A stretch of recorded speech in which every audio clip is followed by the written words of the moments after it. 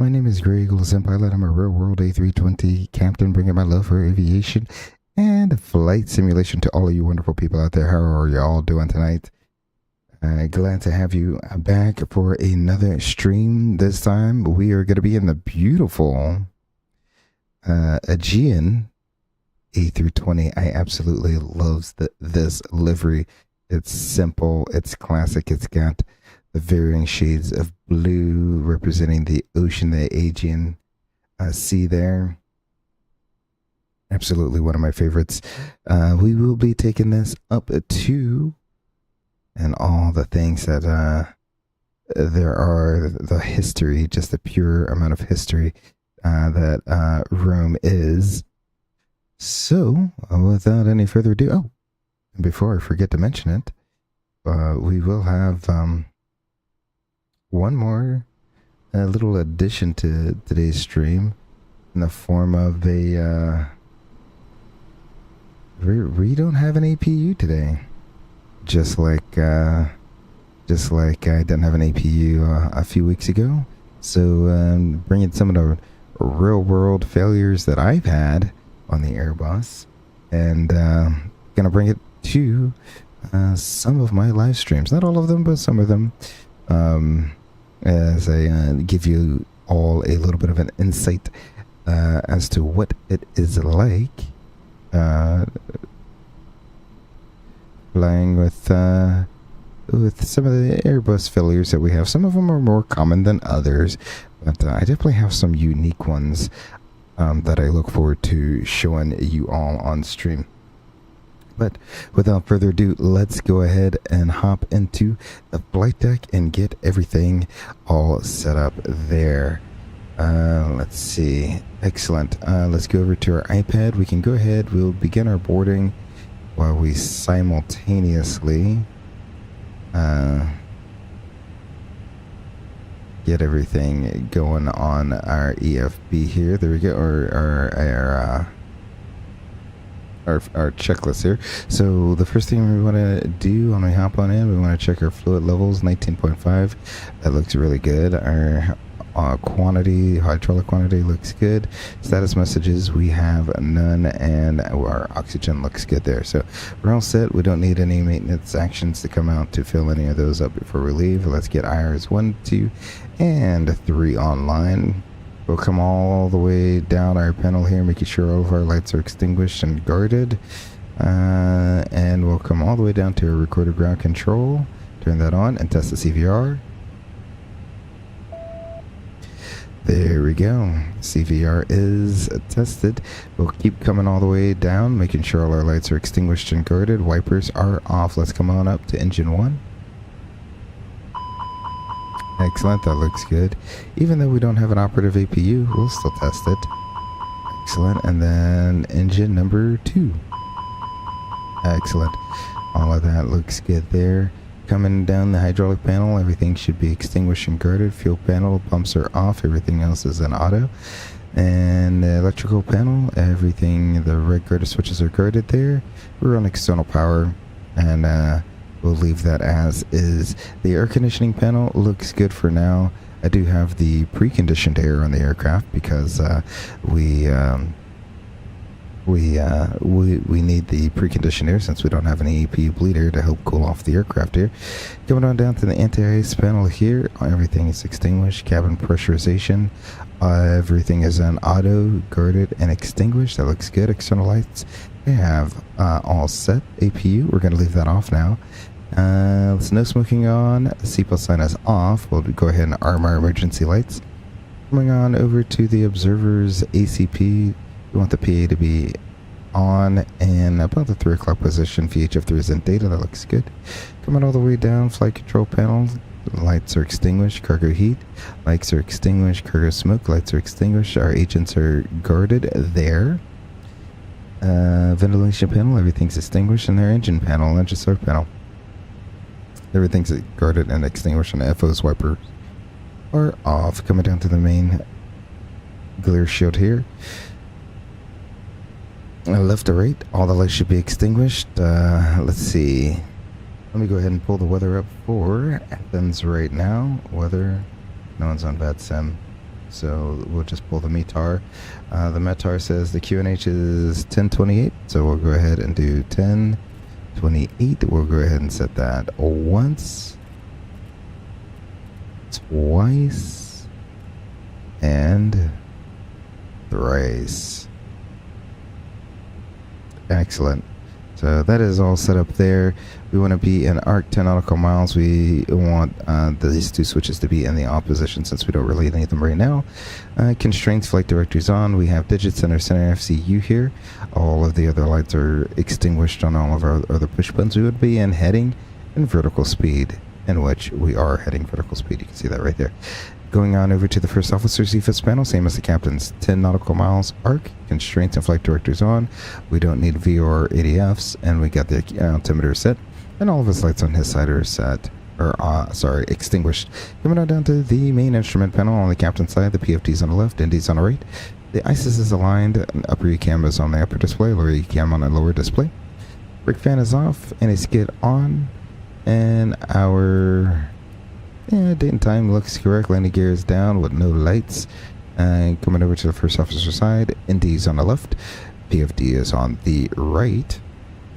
We can adjust the brightness however we want to. Coming down to the FMGC, let's see, January 23rd. Yep, so this is the very last day this database could be good, so I'll update the database. I don't think it would let me update it when I tried to earlier today, so we'll see. I'll probably update it early tomorrow morning, something like that. So we get the V2527 A5s. That looks good. We'll go ahead and go to the net page, and we'll hit the request button there. The RMP looks good. ACP is good. Lighting is set. Radar is off. PWS is off as well. We'll come up to the center panel here. We'll hit the recall button. Okay, that's a hang up from earlier. That's my bad. I spawned into the sim with my landing gear lever up, so that's why I'm getting that message there. Coming on down, we have the thrust levers at idle. THS should be right around 0. The engine masters are off. Engine mode norm. Speed brake disarm. Flaps are up. We got digits in the window here, and our parking brake. The gravity gear extension is stowed. The FO side, we'll go ahead and go into the ATSU. We would double check the database. In real life, you'd be on that first data page there. We want AOC menu that shows you if your database is current or not. So, but we'll go ahead right into here. We'll accept this load sheet. I'll keep that set up right there. We got his RMP set up, ACP is set up, lights are looking good, and we have the transponder set up for now. Last thing we need to do is check our accumulators. So we'll go ahead and press both brakes, release the parking brake, depress the left one, goes down, depress the right one, goes down, looks good. We'll go ahead and set those. Let's go ahead and get into the meat and potatoes of this. So bringing up our sim brief flight plan here. We'll view our flight plan. All right, there we go. So we're going to be Aegean A320 3318. And we'll be going from, let's see, we got, yep, that looks good. Our cost index is going to be a cost index of, if I can find it, 47, that looks good there. Our cruise level, 360, we'll go ahead and throw that in there with a -4 deviation. So we will go -64 there. Currently the temperature here on the ground is 6 degrees, so we'll go ahead and throw in 06. Alright, we'll go ahead and zero out our route reserve here. Zero fuel weight, we're anticipating a zero fuel weight of 126.3, so we'll do 126.3 with a zero fuel weight CG. If we come over here, look right here, we get a zero fuel weight CG of 33.4, so that's what we'll do. Do 33.4. Excellent. We're planning a block fuel at 22.3. Almost done getting fueled up there. And we have an alternate time of alternate NAP, so that's going to be, is that Naples? I guess so. 2.7. Excellent.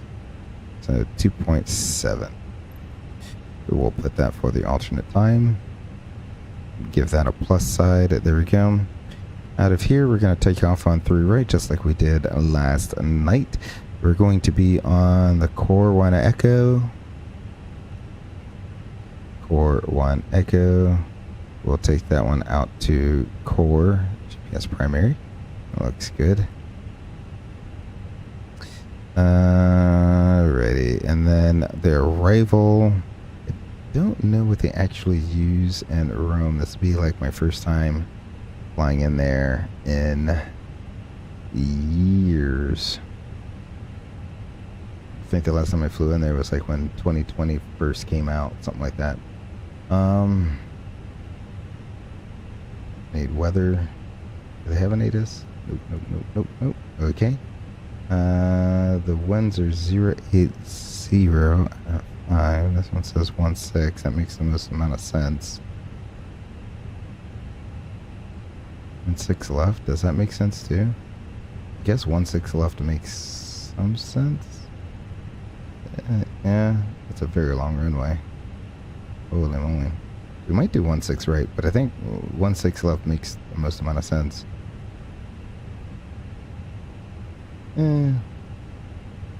Yeah. We might do 16 right. Because I think that drops us off closer to where the terminal is. I mean, yeah, we'll do 16 right.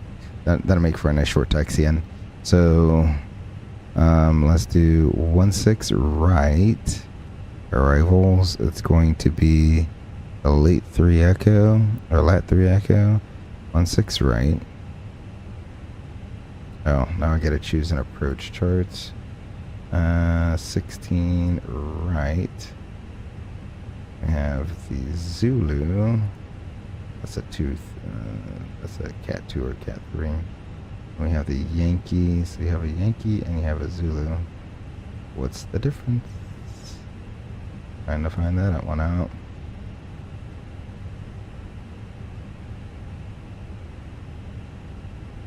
This approach is very much different.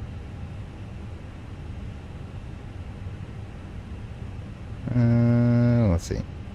I don't know. We'll do the Zulu. 16 right. Zulu. I don't even see an X-ray on there.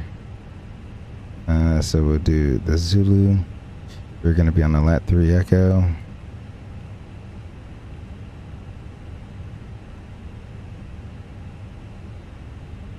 Let's do a temporary insert.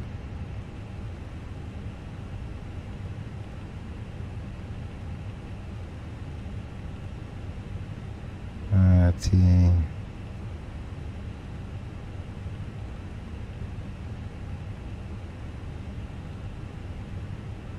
Exama. Okay, so I need to go in here. It's gonna be the Exama. Well, let's just insert. So we'll do that, but I'm gonna do this via Exama. There we go. We will insert that. Excellent. All right, so that is completed. Let's go ahead and get ourselves some wins. We'll go ahead and uplink some wins, get some performance going on here.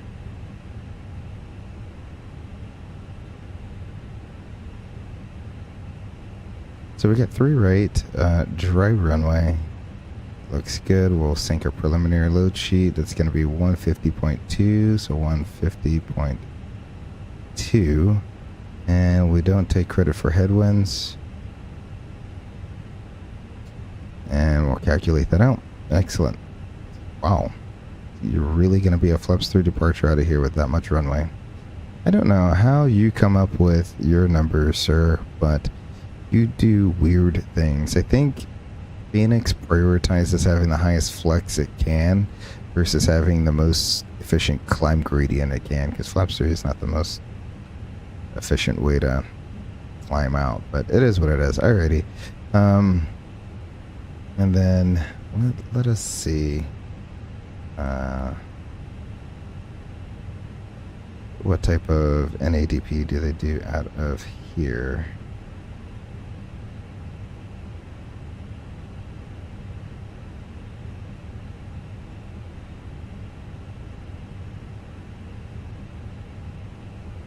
Oh, I put in. There we go. NADP 1. Alrighty, so we'll send that to the McDo if I haven't done that already. Excellent. So NADP 1 says 1810 and 3310. And then an engine out acceleration altitude of 1900. We'll just pretty much head out over the ocean. We'll call that that. Alrighty, so we will go over to our descent phase. We want 290 knots an hour descent. Make that nice and standard. We'll go ahead and copy our active. We can verify our route at this time. So let's see. We have leaving Athens off of 3 right. I'll go ahead and put this in plan mode. 3 right. We will be on the Core 1 Echo. I could zoom in there on the Core 1 Echo. There we go. That's going to take us out to Alpha Victor 031, max at 235 knots. Then we're going to make a right-hand turn all the way back around to the Athens VOR. That looks like, yep, the Athens VOR. And then we'll take the 1 Echo, which is Corinthos, which I'm pretty sure is Corinthians. History coming to life there. All right, so Corinthos. From there, we're going to pick up the Lima 53. So we got the Lima 53. We're gonna take that all the way down to Ixoni. So Ixoni, that looks good. Upper Lima 53, we'll take that all the way to KRK. Upper Lima 53, looks like we are taking that all the way to KRK. And then Upper Lima 995, we'll take that to Tigra. Upper Lima 995, 995, Tigra. Then direct to Ectol, direct to Tango Echo Alpha T, direct to Cipro, direct to LAT, and that's going to be the beginning of our transition into on the Lat 3 Echo arrival, landing runway 16 right into Rome, 697 miles. This is showing 698 miles. Man, it doesn't get any better than that. So we can go ahead and get rid of you at this time, and we can go ahead and brief this on up with our Ghost FO over here. So let me go ahead and put that back in there. Alright, Ghost FO, are you ready for a briefing? Oh, looks like they're done boarding. That was fairly quick. Yep. Alrighty. What are your threats? We have no APU. Yeah, that's a pretty big threat. We will run the procedure in our checklist as pretty much like a read and do. That's the easiest way to do it. So we'll start one engine up here on the gate. We'll push back on the taxi out. We'll get the other engine started up. We'll make sure we have our warm-up time before we take off. The taxi out, when the taxi out will be fairly close to what we did last night. So we'll push back and probably taxi Charlie. I might zigzag out at Delta 4 and take Delta 1 all the way out to the end, or I could just take Charlie Delta 1 all the way down to the end, however I'm feeling there. When we do get there, plan on a flaps 3 flex. Standard reject considerations. Any questions about what we reject for? Nope. Alrighty. Excellent. If we do lose an engine after V1, we'll continue out over the water, and then once we hit AV031, we'll just make a right-hand turn and head southbound over the ocean there. We can put in a hold, hit there over the ocean, and work the ECAM, and plan our return back around to 03 right. Otherwise, we'll continue out on the SID all the way back around to the Athens VOR. The top altitude, we're cruising at 36,000 feet this evening. Yeah, 36,000 feet. So we'll go ahead and select 36,000 feet here. No ATC online. I wouldn't expect it. It's the middle of the night there. So we got 36,000 feet. We are on Unicom and we're squawking 7,000. That all looks good. We'll go ahead and turn our transponder to on. So we got our mode C squawking there. Excellent. Any other questions, Ghost FO? Nope, no questions. Alrighty. So, let's see. The IRs are aligned. We got that on.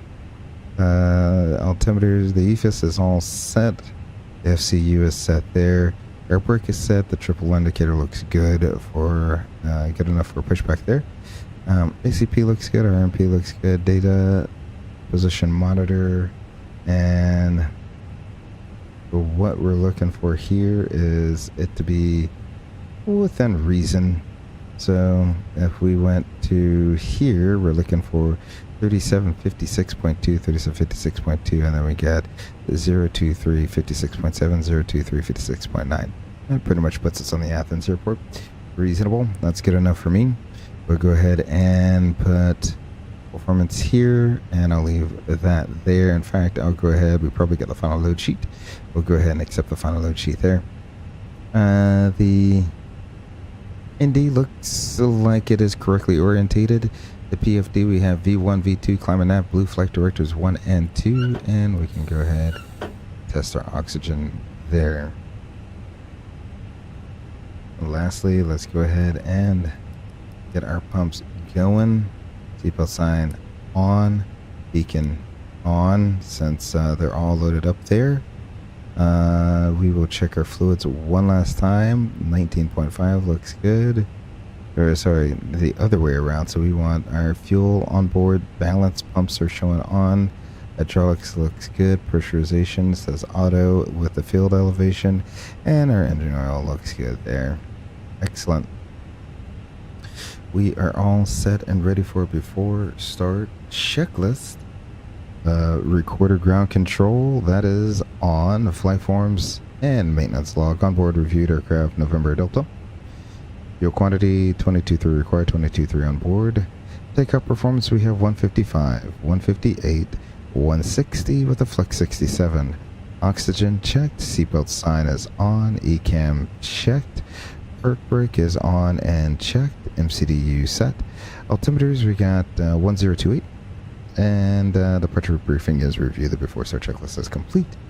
Excellent. Now that that's complete, we have one more checklist to run.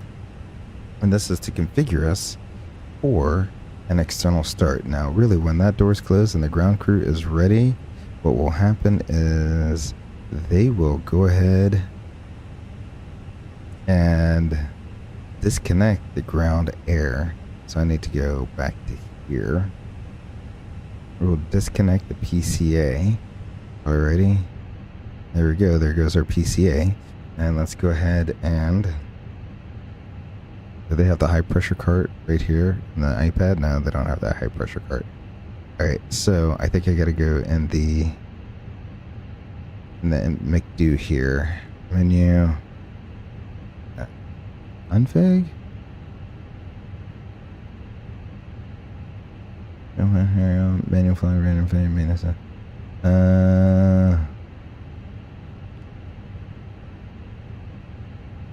Ground service. We got the power corner, ground air.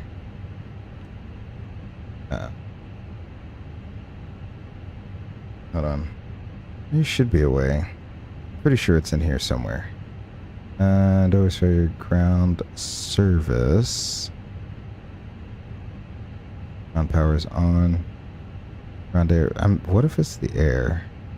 Ground air. Hold on, let me do this. This is preconditioned air, is what that should say. Okay. Yeah. All right. Ground air is high pressure. So you got low pressure and high pressure air. So your low pressure air is your preconditioned air. That's the what you see off of this yellow hose here. That's preconditioned air. And then this would be, I guess, your high pressure. All right. So we'll just keep that up for now. So I have that. All right. So now that we have that all done, let's go to our supplemental normal procedures here. That's what we call them for anything that is, it's still a normal situation. Like you can not have an APU, right? But it's not something you do every day, so that's why it's a supplemental procedure. So that's what we flag it under. So external air start. The first officer will start the engines when using this procedure with an automatic start. Captain will start the engines when using this procedure with a manual start. The captain should coordinate with ground personnel to determine which engine will be started first, or if both engines are to be started using external air. So in this case, we only need one engine to be started, and at our company, we always start the number one. Always start the number one. In fact, I think Airbus literally just came out with a new memo, a new whatever you want to call it, where they pretty much said start the number one. Always just start the number one. I think there's too many. Hello, Draco. How are you doing? Thank you for joining me this evening. Hopefully, you're learning a thing or two. We're getting ready to go with. We're getting ready to have a external air start here. So going over some of the procedures there. Glad you are able to join us. See what the procedure is for that. Really appreciate it. Hopefully you're having a good night there, Draco. Let's see. Yeah, like as I was saying, I think Airbus actually did come out and say that just start the number one all the time now. I think because people or certain operators would say, yeah, if you're doing that,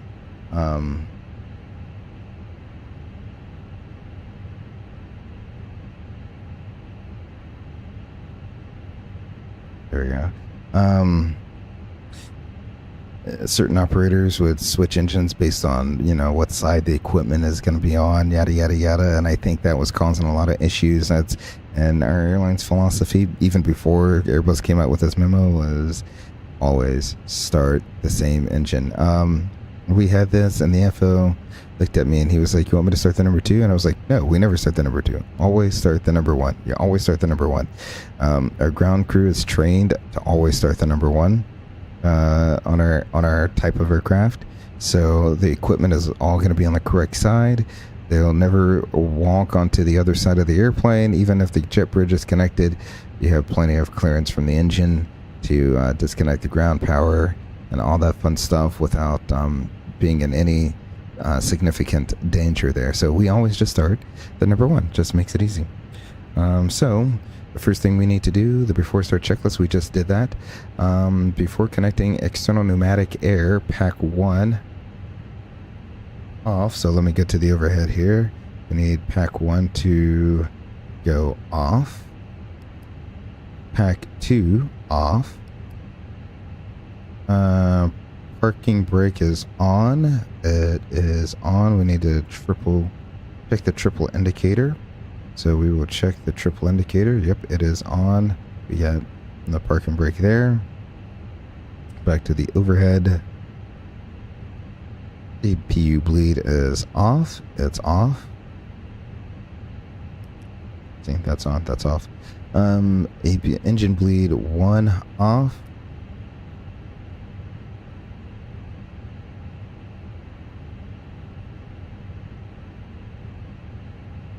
engine bleed 2 off.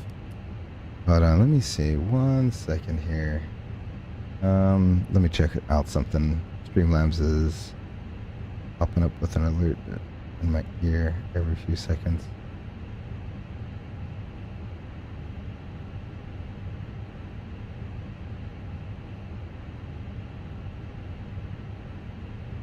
I don't know. Is anyone hearing? Are you hearing that alert whenever you say something in the chat there, Draco? Or is that just am I just hearing that in my ear?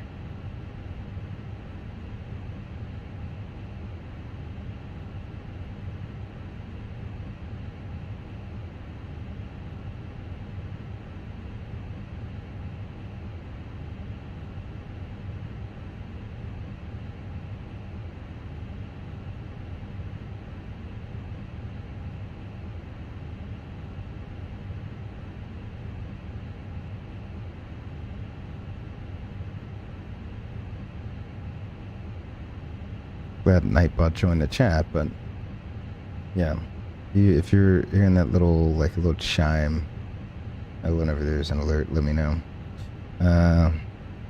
It wasn't doing that last night, so I have no clue why it's doing it tonight.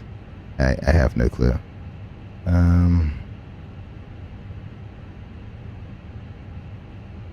Nope, I want to leave you disabled. Don't need chat notifications, but thank you. It certainly is getting my attention. There we go. Let's see, where was I? So we got engine bleed 1 is off, engine bleed 2 is off, cross bleed is open. So we'll go ahead and open the cross bleed beacon on. It is on, nozzle steering disconnect memo. Let's go ahead and check. So they want this, so we'll go ahead and do a manual pushback. There we go. And when that happens, we got the nozzle steering disconnect memo. Excellent. Air start unit request. All right, let's go ahead and request the air start unit. So we'll go ahead and turn that on now. All we have to do is obtain start clearance. So if we were with the ramp, we'd ask ramp A, we need to start an engine on the gate, and they'd get back with us when we are clear to start. Once we are clear to start, we let ground know, flight to ground. That's your ground. We're clear to start the number 1 engine. All right, you're clear to start the number 1 engine. Alrighty, so we will go ahead and start 1 right here on the gate. So you can see with the high pressure air, this is where our pressure is. So we have a really good air starter out there. We'll go ahead and start 1. Let's get to the back for the end. It's going to be a normal start, but we'll go to the back for an engine start. Here we go.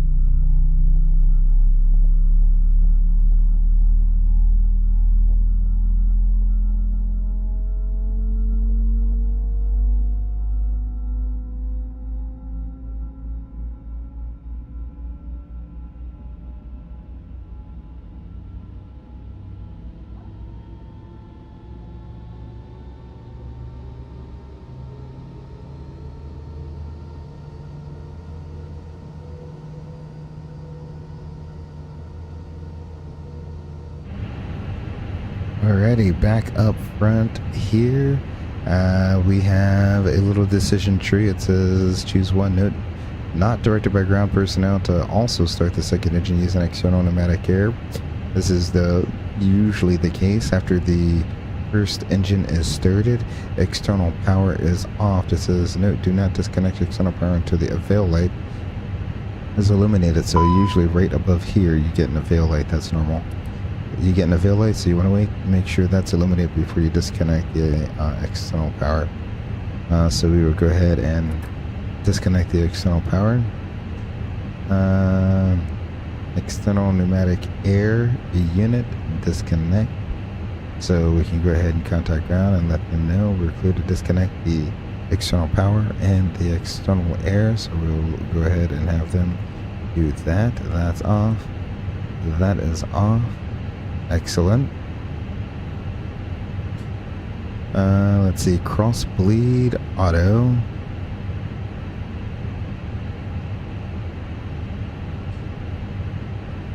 So we have a little note here. The cross bleed selector must be set to the auto before selection of packs and bleeds. This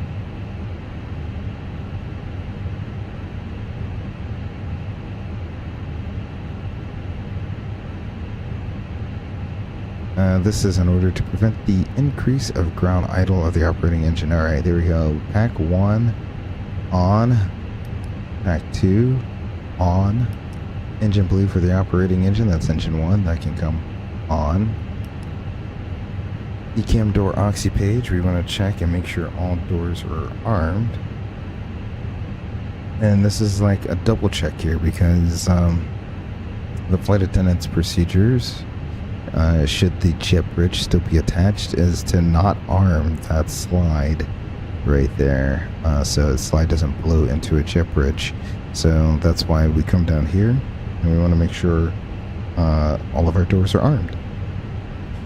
And then it says the external air start procedure is complete, and then we can accomplish the pushback procedure.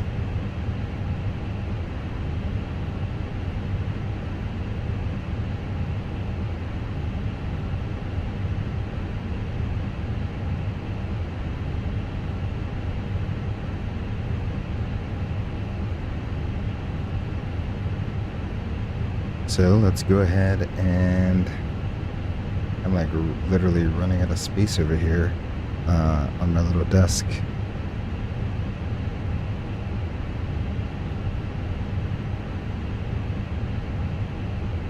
Where are they? Right there. Excellent. So that's all good. We can begin going backwards. So as you can see, when you don't have an APU, things get a little bit more drawn out, a little bit longer, a little bit more involved, but that's quite alright. It is what it is.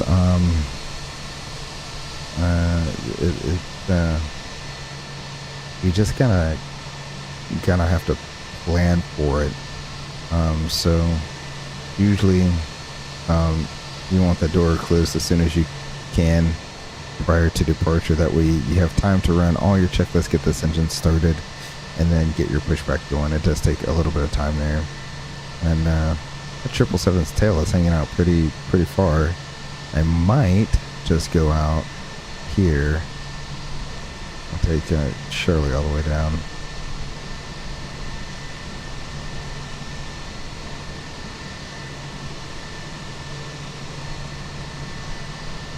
Well, if I could go out there, I might as well take Delta all the way down. Yeah, I'll just exit at this first one, and then I'll take Delta all the way down.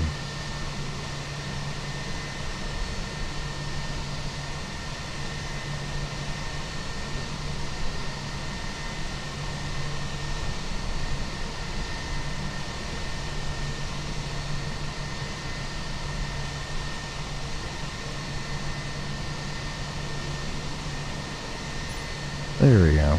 Looks good enough for me. I'll hold that there. Set the brakes. Brake set. We're clear to disconnect the interphone. Area being cleared. Disconnecting the interphone. Have a safe flight. Alright, so we'll stop the pushback there. Wait until we see a guy. Is that the... Okay, so... I think that might actually be an Aegean traffic there right beside us. See how that's like 2 airplanes in one? FSLTL never messes that up, so it must be a real person online. It is what it is. Alrighty. So, let's see. Dome light. Don't need the dome light. And I think I forgot to close the door. Yep, they did. Of course I did. Alright, so looks like the tug is clear off the left there. Flaps 3.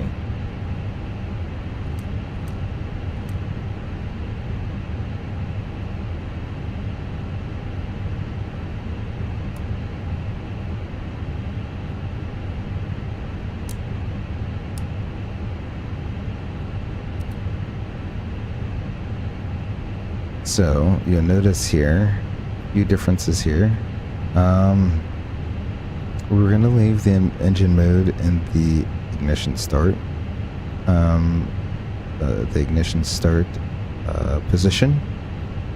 And when we come up top, we're going to turn the yellow electric pump on, so that we can get our normal braking and normal steering. We're on separate systems. We want everything to work almost like it as if it was normal. And then we're gonna. Oh, nope, that's not what I wanted to do. I wanted to hit status. There we go. We wouldn't get all these status messages, but it is what it is. All right. So, and if you notice, the other thing we'll do is I won't say after start checklist. I'll just say clear on the left. We'll say clear on the right, and we'll call up ready for taxi. So that's what we'll do.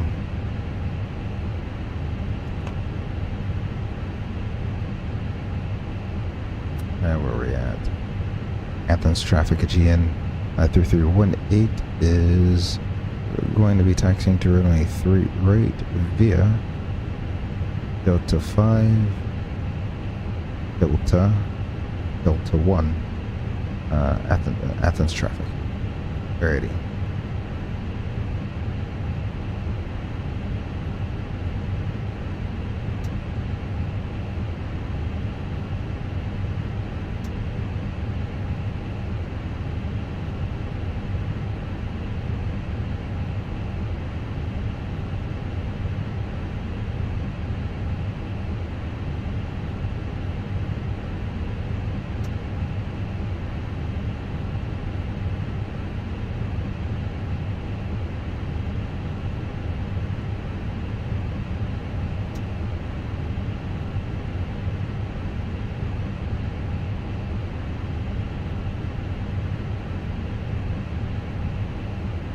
And then more than likely what will happen is when I turn on to Delta here, what we'll do is we will run the supplementary procedure for a cross bleed start. So now we got to do a cross bleed start. We'll turn here on Delta 5 and then a right turn on Delta.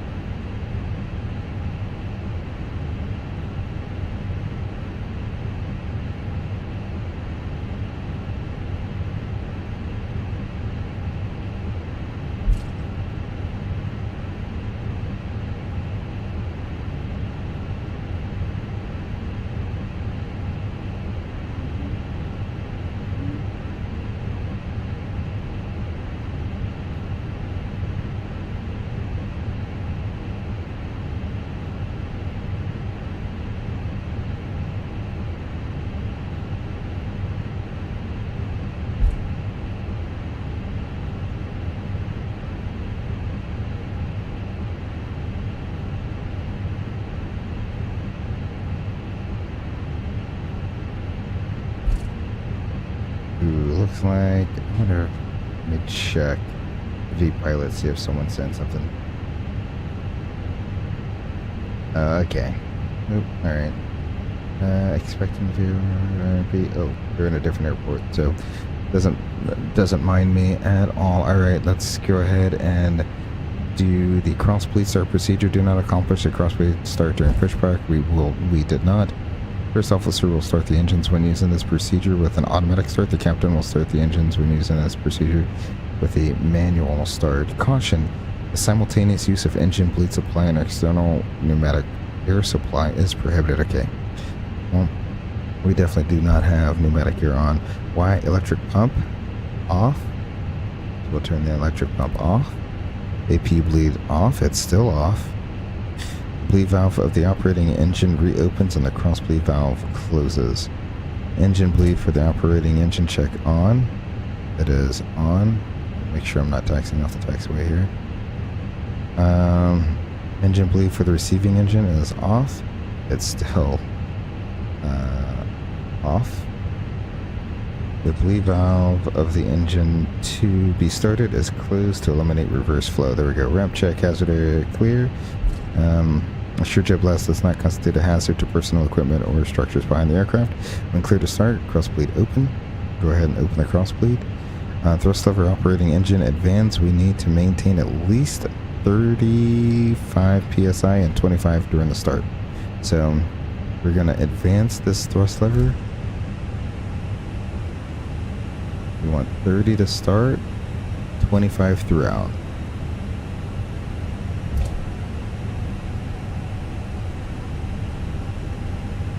Alright, there's our 30. We can start the number 2.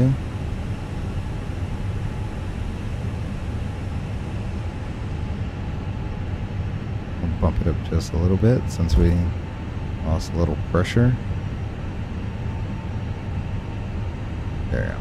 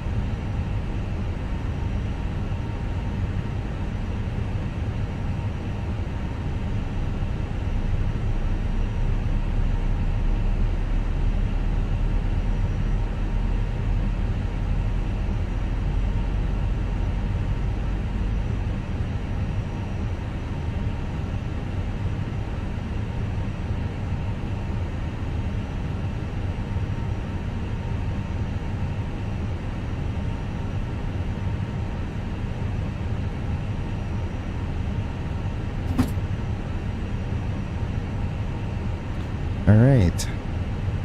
After start, thrust levers idle. Idle, cross bleed, auto. Auto. We'll go ahead and dip into this area here. So we'll turn in, make this left-hand turn, and then left-hand turn and hold short to delta again. Because now we need to give our engine some warm-up time. Yep, that's normal. Engine bleed receiving engine on. That is on. Pack 1 on. It's on. Pack 2 on. It's got the fault light. It should be coming online here very soon. Cross bleed start procedure complete. And once after start trigger is met, accomplish the after start flow. So we will do that all over again. It seems silly that you kind of do the flow, but then you got to do it all over again. So we got the flaps down. We're gonna bring that back to normal. Zero out that.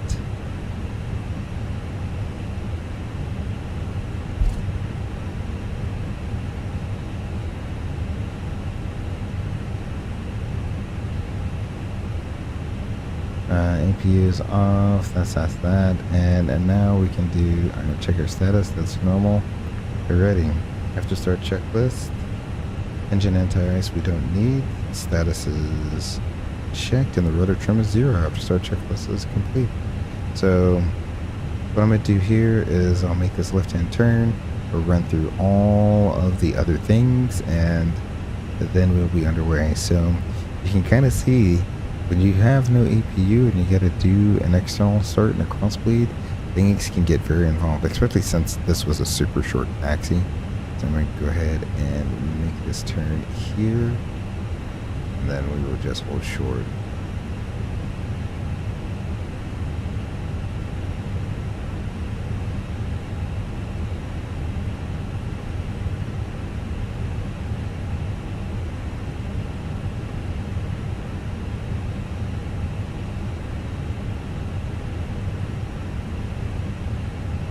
Excellent. I'll set the brakes.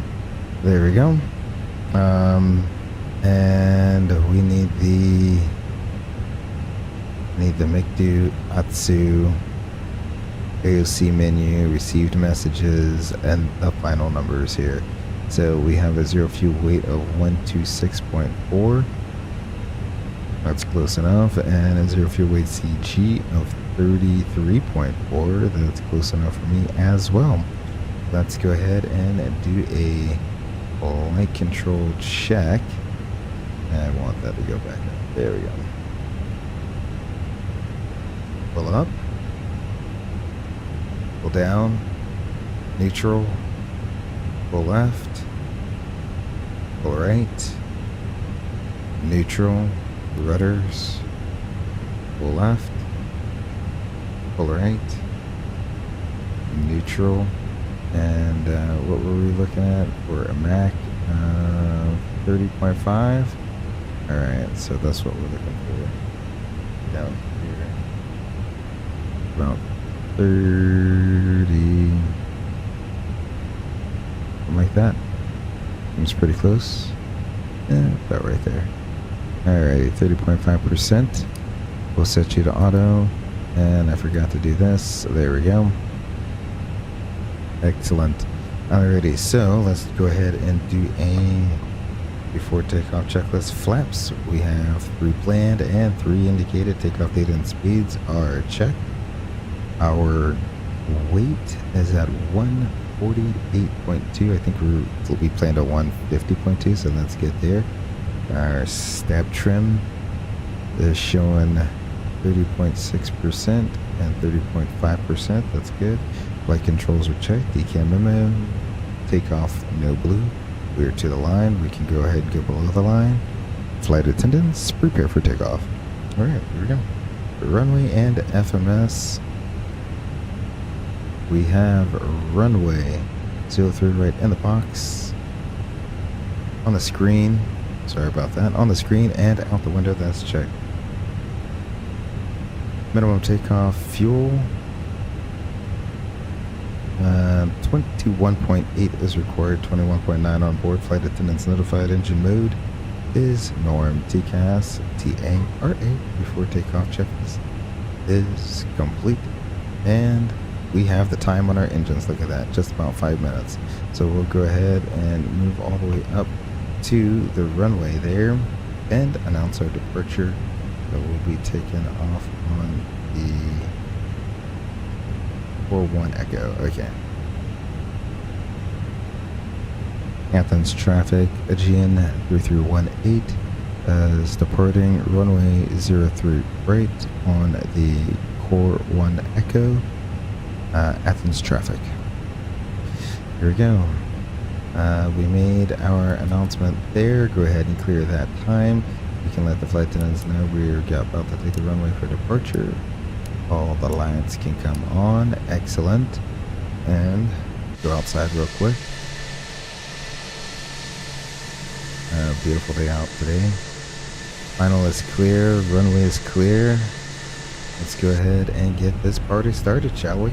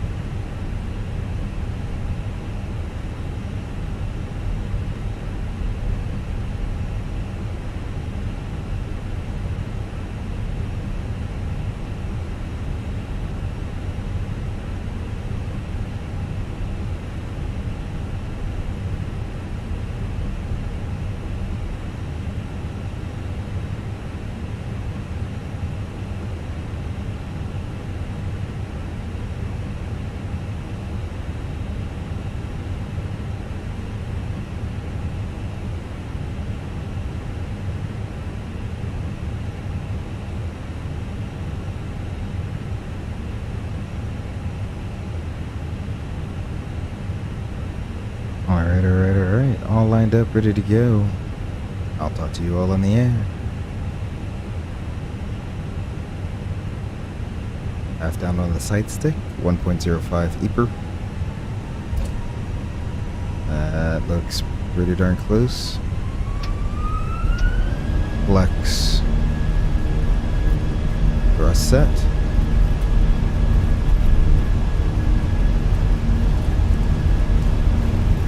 '80 checked.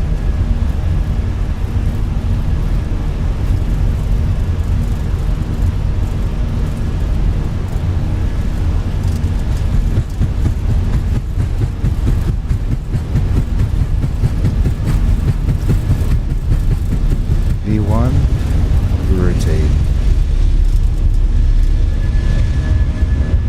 Positive rate, you're up. See if I can get that flyby view real quick.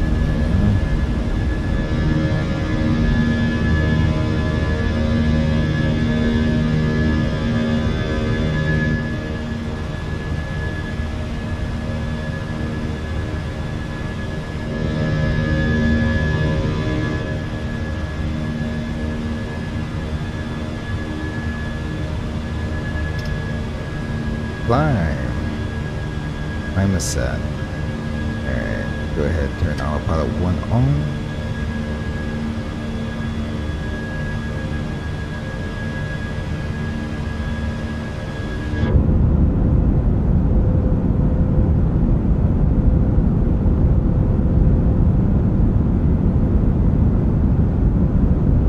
Absolutely beautiful.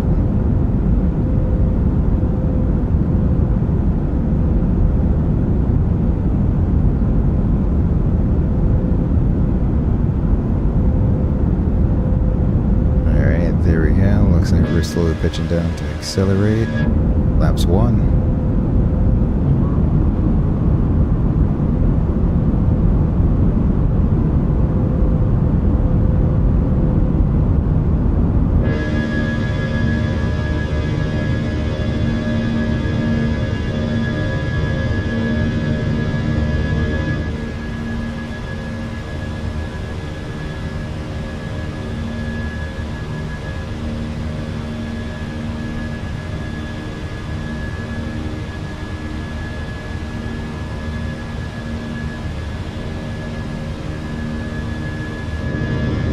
There's our speed, flaps up after takeoff checklist. I'll bring the volume back down to a more reasonable level there. Excellent.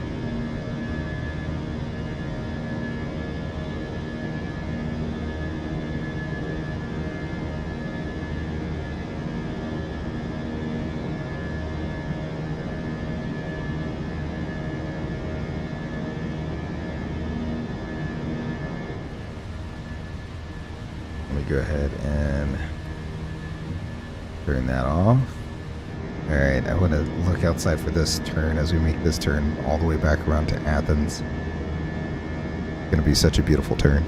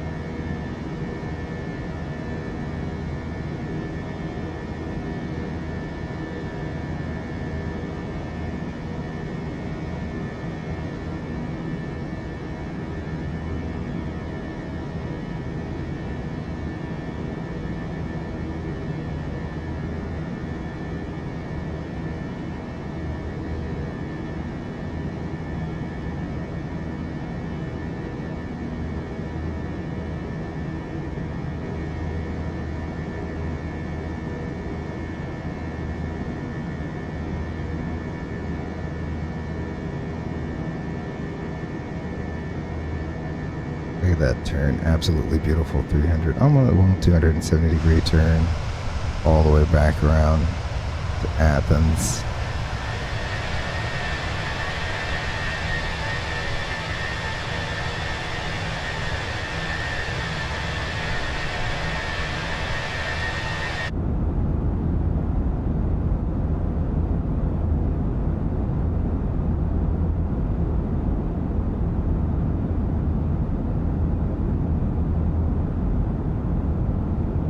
See the Athens airport there in the distance.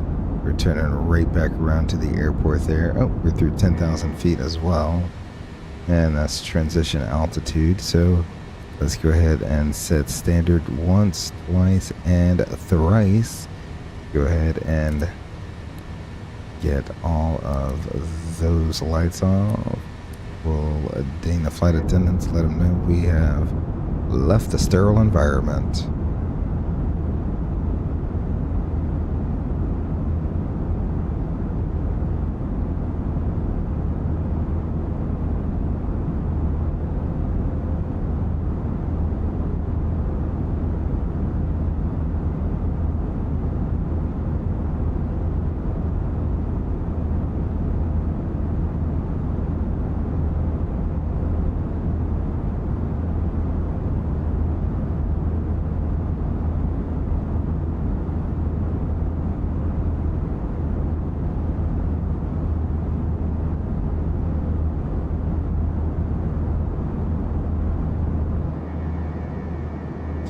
Weather looks much better than it did yesterday. A lot less clouds, a lot more sun. Absolutely beautiful.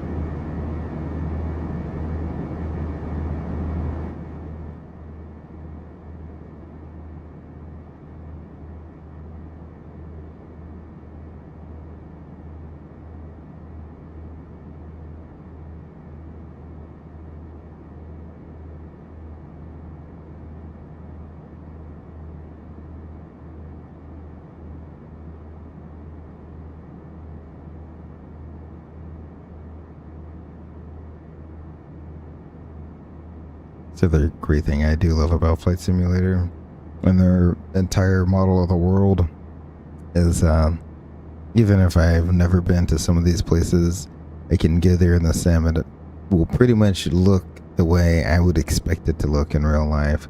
Obviously, nothing is better than experiencing something in real life, but the simulator can get you really darn close to what it's like flying to some of these places in real life. So we're coming back over Athens now. Let's see if I can get an outside shot.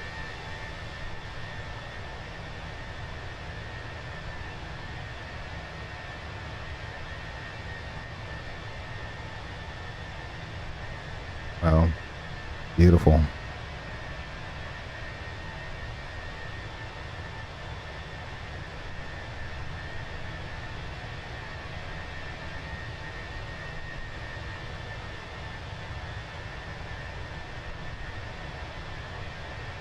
Yeah, and I'm pretty sure all these farm fields we see down there, the vast majority of them, I think, are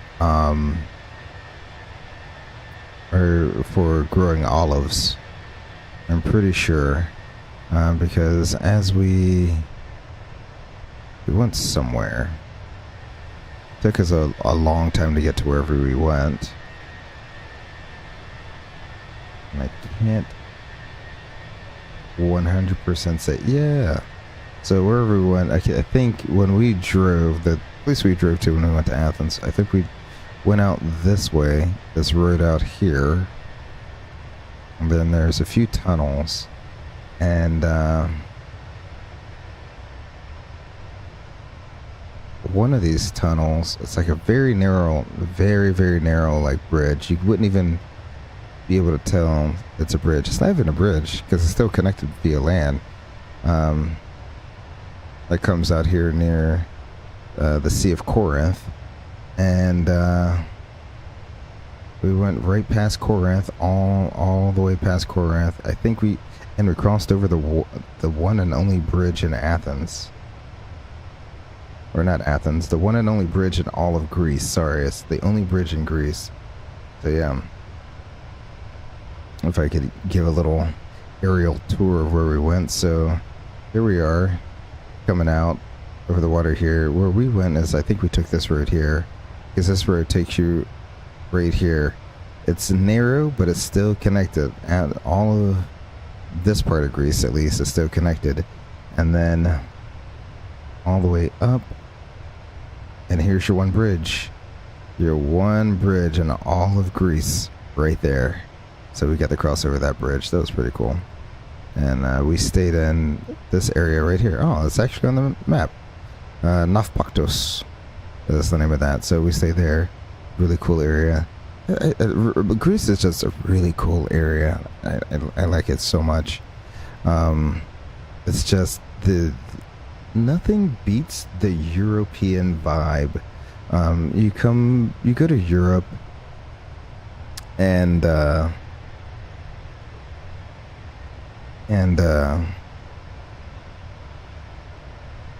everything is just so walkable. You don't have to take a car to get anywhere when you go to Europe. You know, our hotel, like we walked outside of our hotel, and you know, there's 5 restaurants within a 5-minute walk of our hotel. You know, they got shops and pharmacies and all that stuff is just walking distance. You come to the US, you gotta hop in a car and drive 15 minutes just to get to the nearest pharmacy, you know?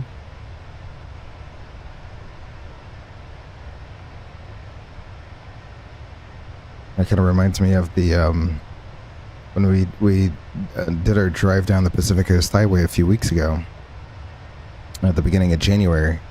One of the nights we stopped in this place called Solvang. And Solvang is, the name didn't give it away, it's like I think it's a little Dutch community, one of the earlier Dutch communities out in California.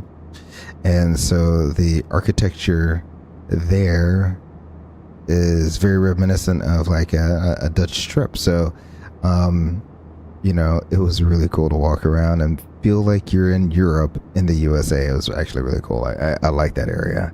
That's how I wish a lot more cities in the US were built, was to be a lot more walkable, pedestrian friendly, biker friendly type of thing, where you don't have to hop in a car and drive 15 minutes just to get to a store to get, you know, I don't know, some toilet paper, name something, you know?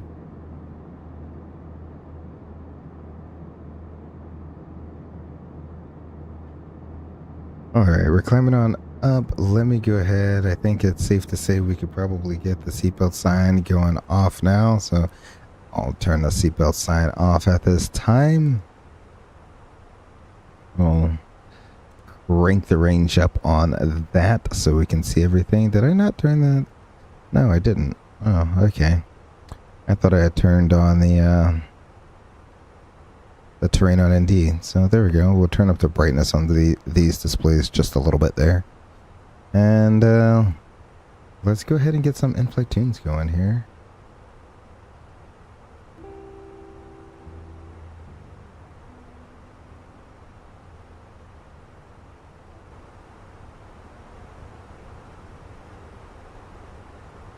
Excellent. Hopefully it's just the right volume for you all. Hopefully.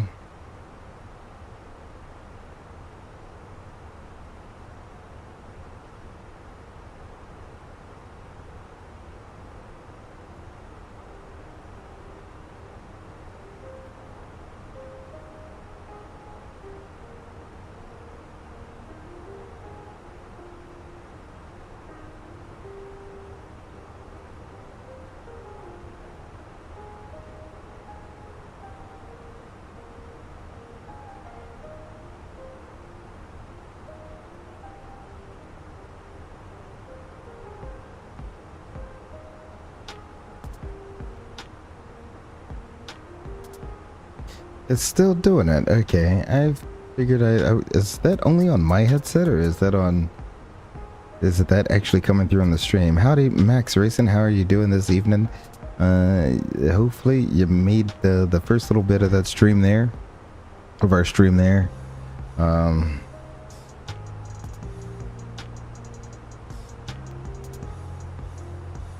Because we did some EPU and ops, EPU and op today on our way out of Athens. So that was a good deal of work, especially when you're a single pilot trying to do all the checklists and all that fun stuff.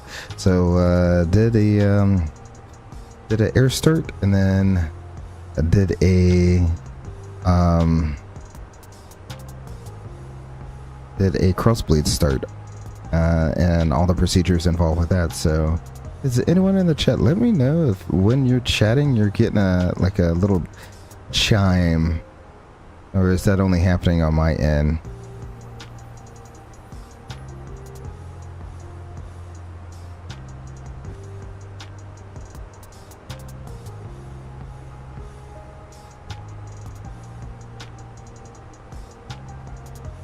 Also, Fly Live. Did Fly Live quit on me? Fly Live literally just quit on me in the middle. Seriously, Fly Live?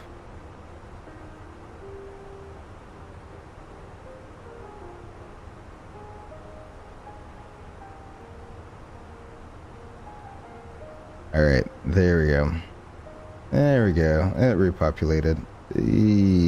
Don't do all of that now. Don't know why Fly Live just decided to up and quit. That was weird.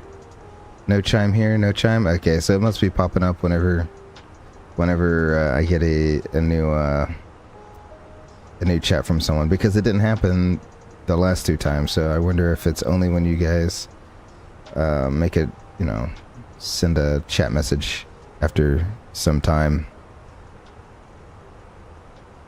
But welcome, Max Racing. Hello, that's cold-blooded. I have no clue. I mean, I don't know what the time limit is on there, because both of your no chime messages had no chime with it, and then that's cold-blooded. That did have a chime on it, so I don't know why that is. Maybe I should do that. What if we...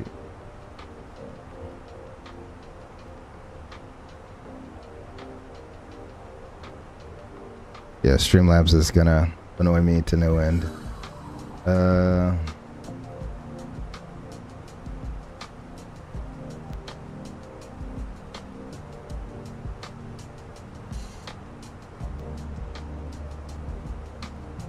What if I do that? What if I take the chat off of there?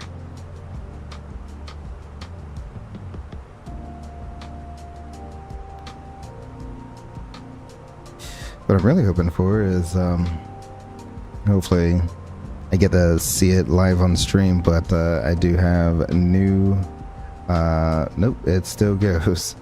Even with it off, it still goes. Let me turn the dock back on then. There we go. Let's see. Things break and other things break, so the broken thing doesn't feel bad.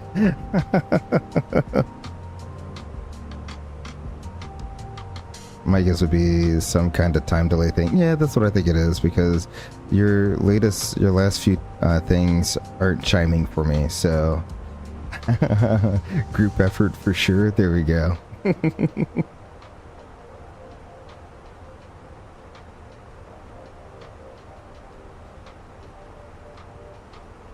So I gotta find a way to turn that off for sure. I mean, it's great to know when a new chat comes in. But if you couldn't tell earlier, Draco, every time I get a chat, we're 35 or 36, I kind of paused what I was doing there for a second to look over. It just it gets in my OODA loop. It gets in my OODA loop. I'm not gonna lie.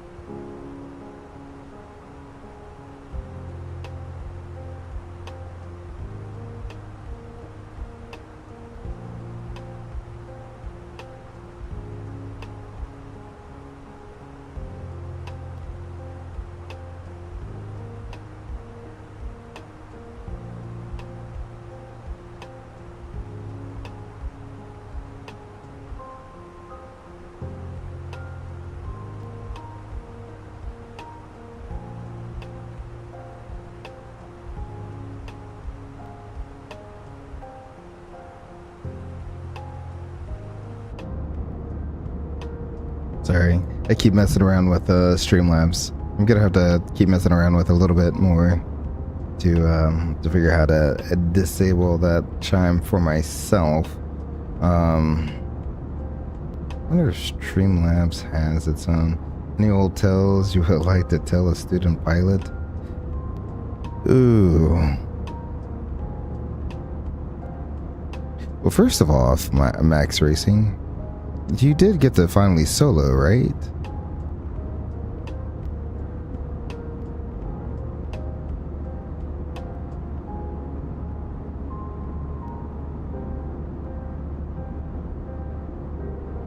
Because if not, well, it's been what, like 2 months now since you've been ready to solo? So hopefully you got the solo.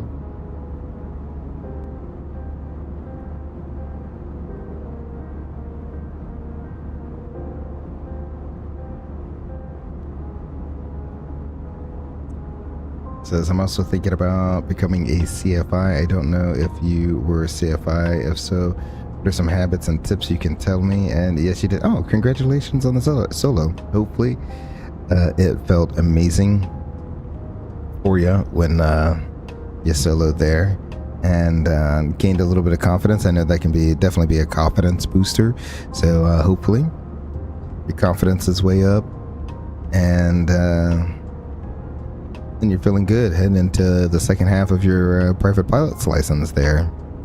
Become to CFI. I am currently a CFI II. I never went and got my multi-engine instructor's rating. Something I never went and pursued.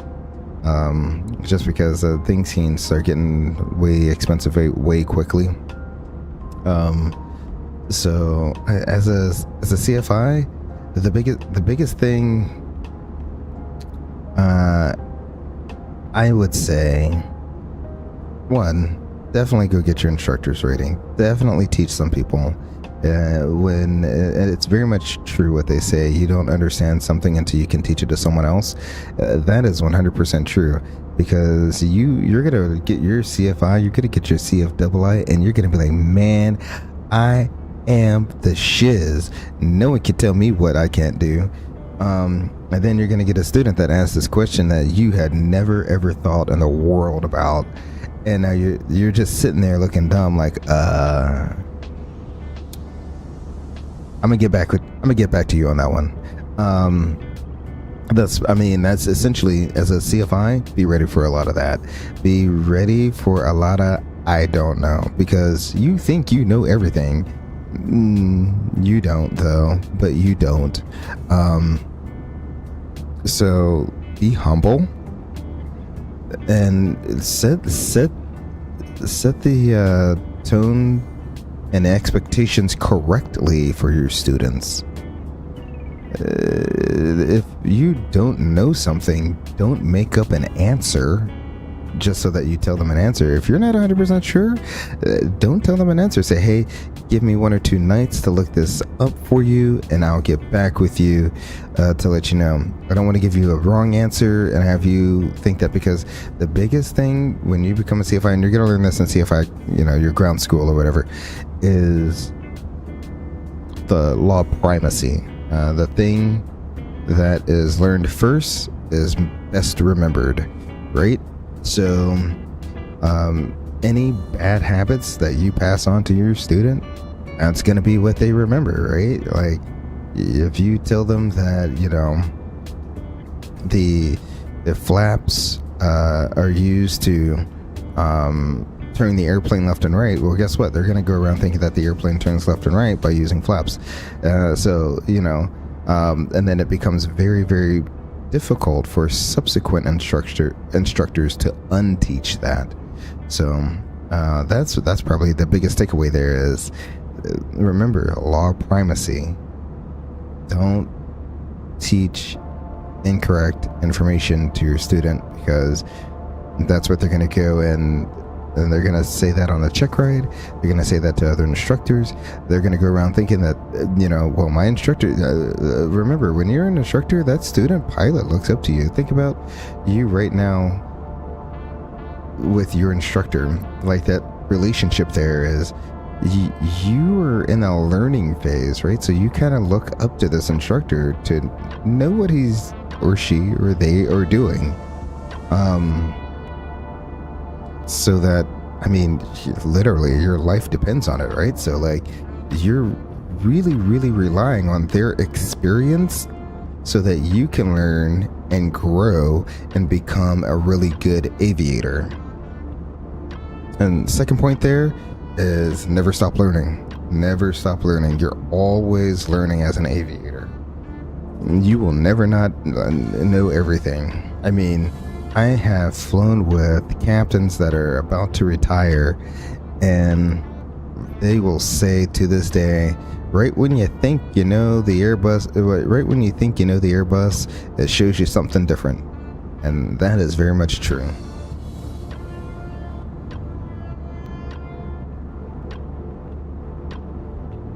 That is very much true. So, yeah, those would be my biggest takeaways there. When it comes to being an instructor, you do have quite a road ahead of you before you actually go and become an instructor. But as long as you are open to learning, you remember the law of primacy, and you don't lie to your students. That's the other part, is if your student asks you a question that you don't know the answer to and you lie and make up one, well, they just lost trust in you as well. So there's a lot of different layers to being an instructor other than just teaching you how to fly an airplane. There's a lot more to it than just that. So definitely remember those three key things. You'll be perfectly fine, because the teaching aspect, that's gonna come. Like, if you've never taught before, then you'll learn how to teach, and convey your knowledge to someone else. Like I said, being an instructor, well, lots of layers to peel back. Lots of layers to peel back. You kind of are a jack of all trades. And again, you're going to learn this when you go to your ground school to become a CFI. All right, you're going to be a jack of all trades. You got to be first and foremost a flight instructor, but you got to be a good communicator. You got to be a practical psychologist. You got to be a friend sometimes. You got to be a lot of different things at different times for your student. And when you make your student, it's all, Maslow's needs of hierarchy, right? So like when all of their basic needs are met, only then can they fully be open to learn whatever it is that you're teaching. So I mean, yeah, lots of different layers there. He says, I think the CFI is the best route, not because it's the fastest way to build time hours, but because it ensures that you can talk to people. Exactly, because especially if you're going to go to the airline route, which I assume you're going to go the airline route, who knows, but especially if you're going to go the airline route, communication is key. You got to be able to communicate effectively to the person sitting next to you on the flight deck, because when you get to the airlines, you're going to be the junior person. You're going to be the first officer sitting. You're going to be the guy sitting in that seat right there. This is going to be you one day, Max Racing, right there in that seat with some captain who is, 64 and a half years old, who's on his fifth wife, who has put 10 kids through college, who, the world is down on him, right? Because, probably life decisions, right? So he may not be the happiest person to talk to, but you got to learn when to speak up and speak your mind to someone, and be direct. That's the other thing. You gotta be direct. There's this thing in the communication model that they call hint and hope. Hint and hope. You don't want to hint and hope. What is hinting and hoping? You're 50 knots fast on approach at 100 feet. Do you say, hey, I think we're unstable? No. What does that mean? What was that telling the captain? I don't. What? Yeah. Do you know what the captain's gonna say? Yeah. I got it. That's hinting and hoping. You hinted that you want him to go around, but what he got was, oh, we're just a little unstable. I got it. We're gonna land fine. No, you say 50 knots, VREF plus 50, go around. That is what you say. You don't hint and hope. You gotta be concise and directly to the point. Go-arounds are free. Buddy, go-arounds are free. You can go around literally anytime. You can go around after you've touched it. The only time you can't go around is once you pull the reversers. Once the reversers are out, it takes too much to bring the reversers back, and it's not guaranteed that those engines will spool up simultaneously. So once those reversers go out, you're dedicated to that landing. Whether it's a good landing, bad landing, whether you're staying on that runway or not, you're dedicated to that.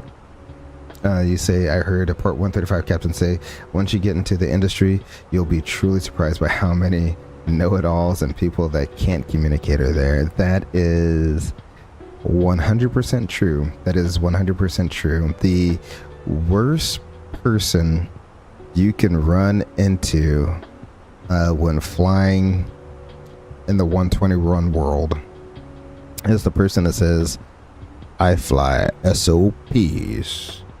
I fly by the book.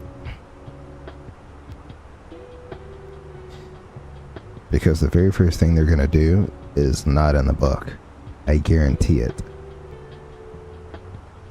So the second I sit down and I hear someone say, I fly by the book. I never fly outside of SOPs. Okay. Yeah, I know who you are already.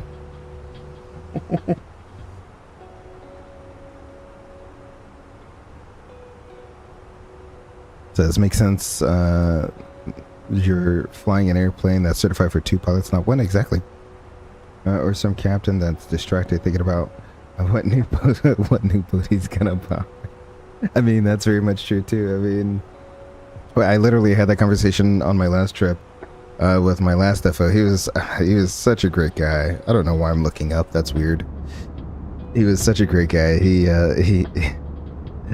cracked me up. You know, he's like, well, now that you're a captain, you know, you got to get the big house and the boat. You got to get the house and a boat. Like, no, I don't need a house and a boat. I'm good. We're good. But it's so true. He literally brought that up. You know, that's got to get that house. Got to get the boat. In fact, I see a little lake right down there. A nice house right at the tip of that lake with a boat to go up and down it. That'd be real nice, wouldn't it? Trust me, I've crisscrossed this country enough to have seen some lakes I'd want to put a house on. If one has a boat. Oh yeah, he does a lot of fishing though. He does a lot of fishing. I think that's kind of like his peaceful thing.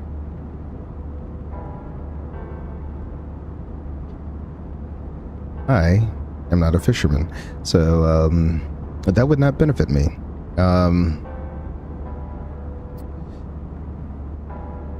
My solitude is outside of flight simming, because flight simming is really kind of like my solitude, my nice little safe space, a place that just get away from it all. And people are like, you fly for a living, why what is the allure of flying and then coming home and flying some more?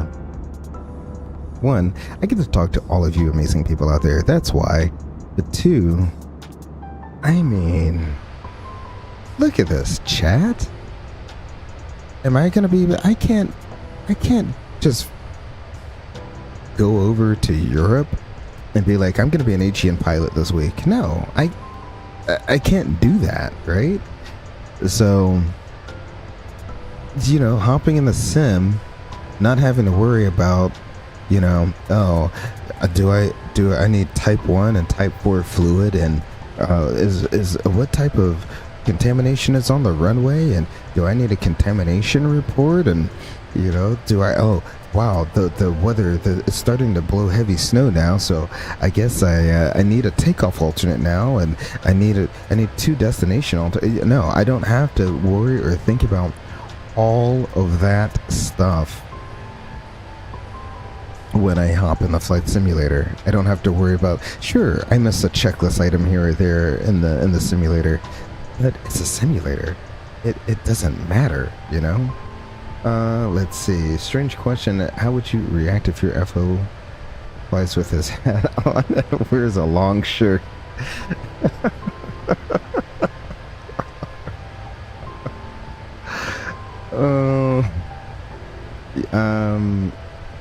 What hat though?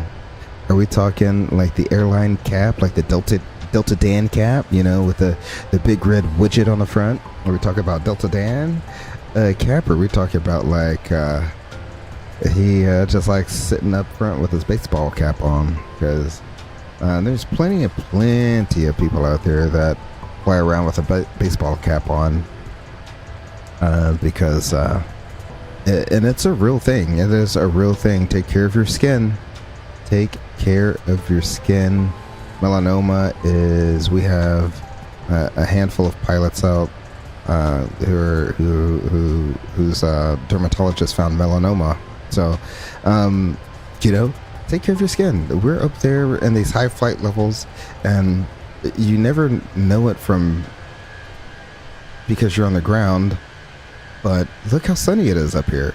It's always sunny at 37,000 feet, right? So the sun's always shining in. So you gotta just take care of your skin to help. I mean, it's all about career longevity. Everything we do is about career longevity. Why land?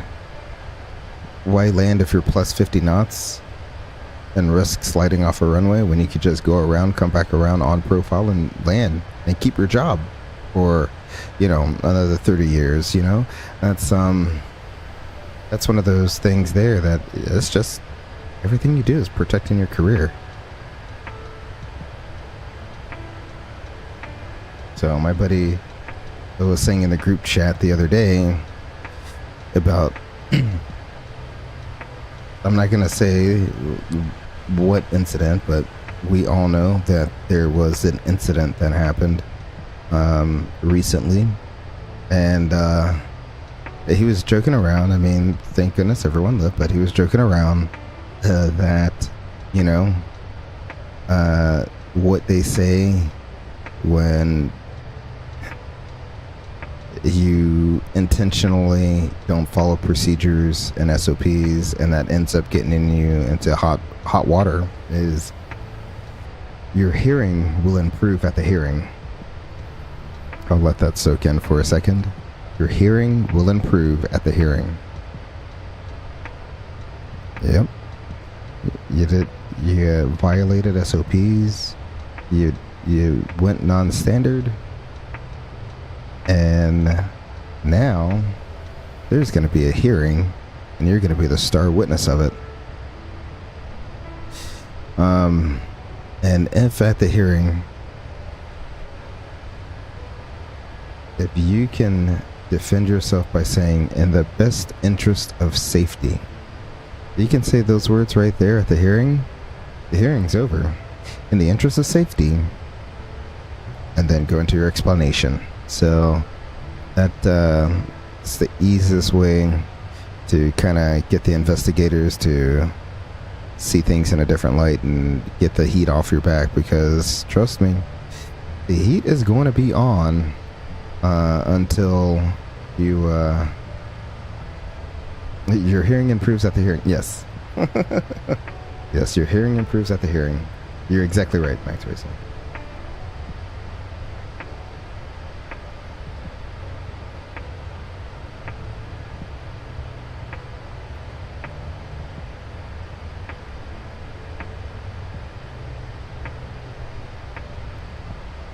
We need to make a channel on a server dedicated to quests like that.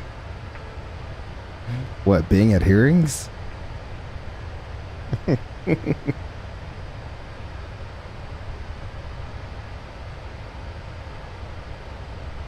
Man, let me tell you, there's some things you'll see and do, and like I said, you've completed your solo. Great job on you, Max Racing. But there's gonna be some things throughout your career, throughout your flying experience that you'll do, and you'll walk away from that like, well, won't do that again.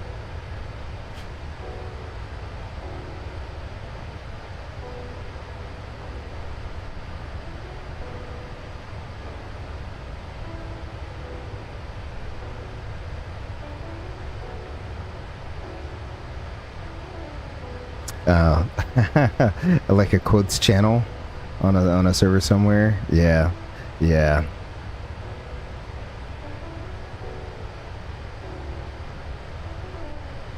I mean, even my wife, so Mrs. Gray Eagle,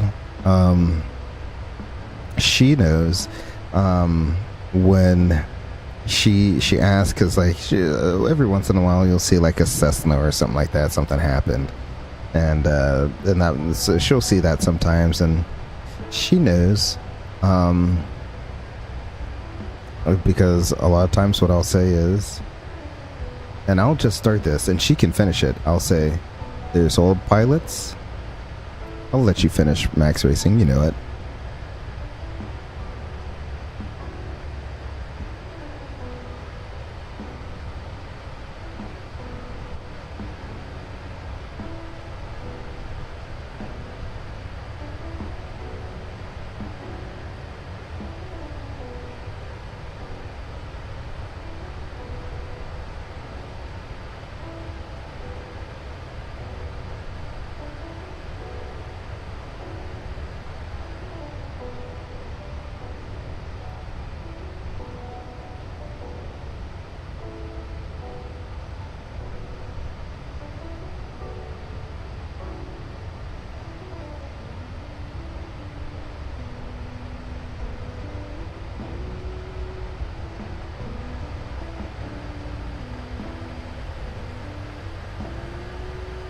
Exactly.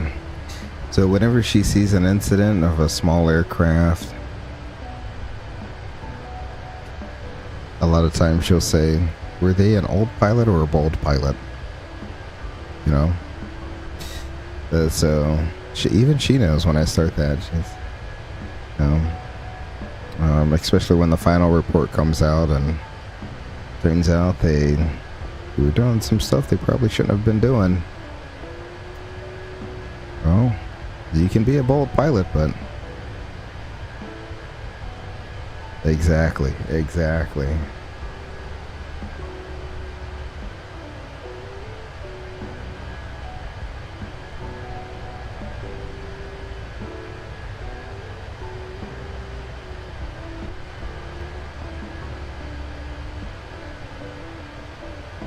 That is exactly correct. There's old pilots and there's bold pilots, but there's no old bold pilots. Yep.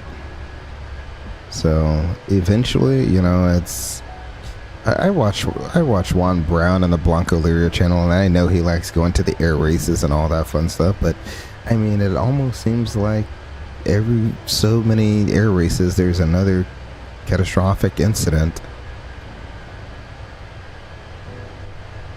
And I mean, it comes with the territory, right? You're living on the edge of performance, of reaction time, of altitude. You're living on the edge of everything.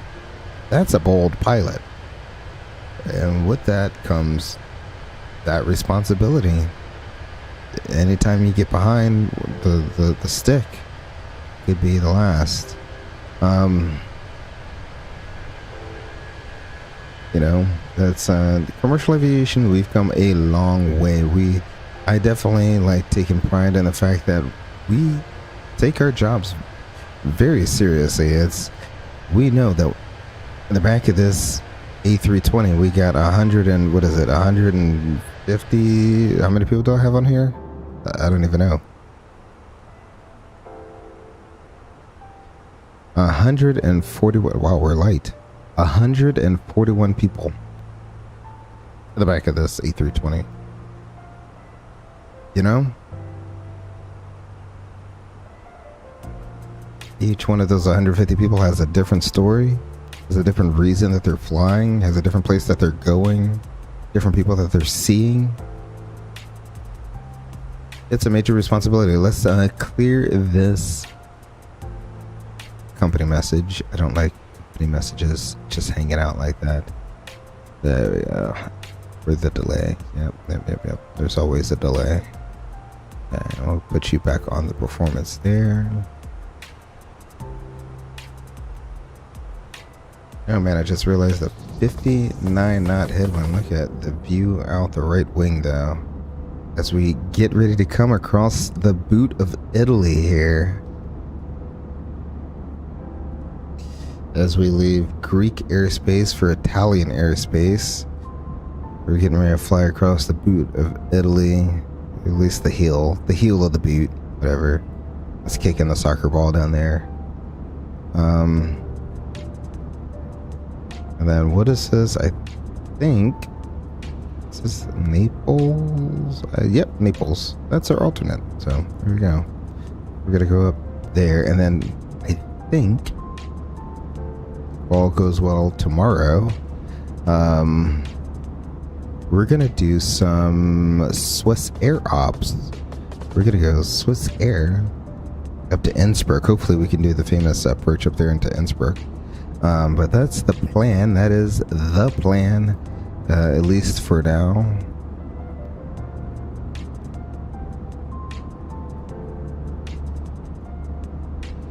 No, there's no ACARS chime.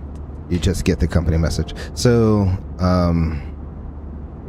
yeah, no, it's not like, are you talking about like how the 777 has like a bing, boom?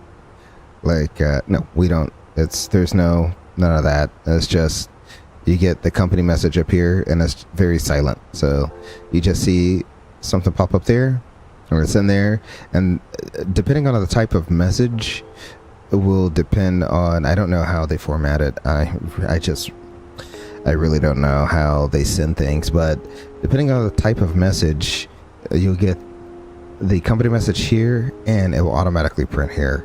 But sometimes not all messages automatically print, so then you gotta come in here and look at the message and then print it. But Fenix doesn't have the print functionality. At least I don't think they do. And I don't have a hard printer. I don't have a printer either to actually like print off messages like that. That's a piece of that's an accessory I do not have with my simulator. And there's really not a reason why I need to have it. You don't print nearly as much as you used to. I hit the wrong camera. There we go. I don't print nearly as much as I used to. Because you literally can get everything on your iPad. It's really that simple. You just get everything on your iPad. The weather, METAR, TAF,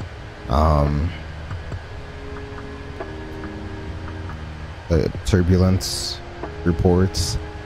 I mean, oh gosh, the amount of turbulence apps out there are absolutely insane. That's how important, monitoring turbulence is there's a stupid number of apps dedicated to just turbulence, in addition to weather, but turbulence is a huge aspect of that.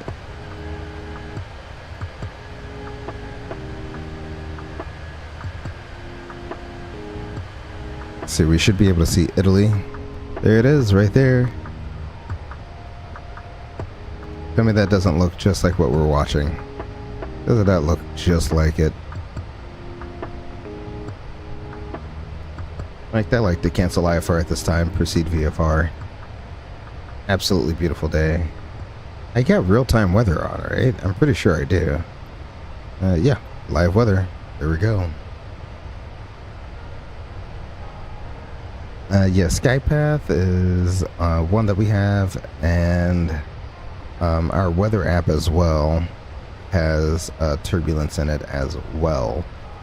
So, and there's a lot of different weather apps that will have turbulence data in there. So the data takes from accelerometers in your iPad. Yep, it does, and it can send live updates right then and there to other airplanes using Skypath as well.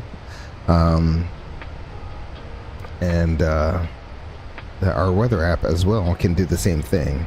It does it in a slightly different way, where you could see a little bit more information about like how severe the turbulence is. And when I say severe, I mean we're talking about like how many G's the iPad felt during the turbulence. That could be an indicator of like how bad the turbulence is. So that one actually is pretty cool. Yep, WSI pilot brief. It'd be pilot brief. But yeah, those are. I still use 1-800-WX brief.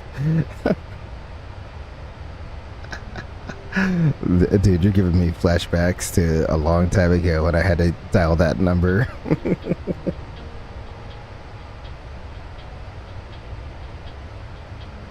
Believe it or not, when I was working down in the trenches at the regionals, there was a time, there'd be a few places, it wasn't a lot, but there'd be a few places where like you couldn't get a hold of center to get a clearance, and you couldn't get a hold of the flight service station via VOR or whatever it is, you know, VOR or repeater station on, what is it, 122. Is it 122.8? Something like that. 122. Yeah, something like that. So we had to, or whatever frequency they had allocated to the VOR, right? So so we'd have to use 1-800-WX brief, literally sitting on the airplane at the end of the runway, making a phone call to get a clearance to take off. Oh man. It's still cool, right? Oh yeah, 100%. Oh yeah, 100%. I mean, as long as you're using it, I do not care. Just don't be the guy that doesn't file anything, doesn't get a weather briefing, just hops in the airplane and goes, and then suddenly you're on top of an overcast layer where the overcast layer ends at an indefinite ceiling with an RVR of, 300 feet. You kind of hosed yourself when you find yourself in that situation. So yeah, I mean, I don't care what you use, as long as you're getting a weather briefing somewhere, you're good to me.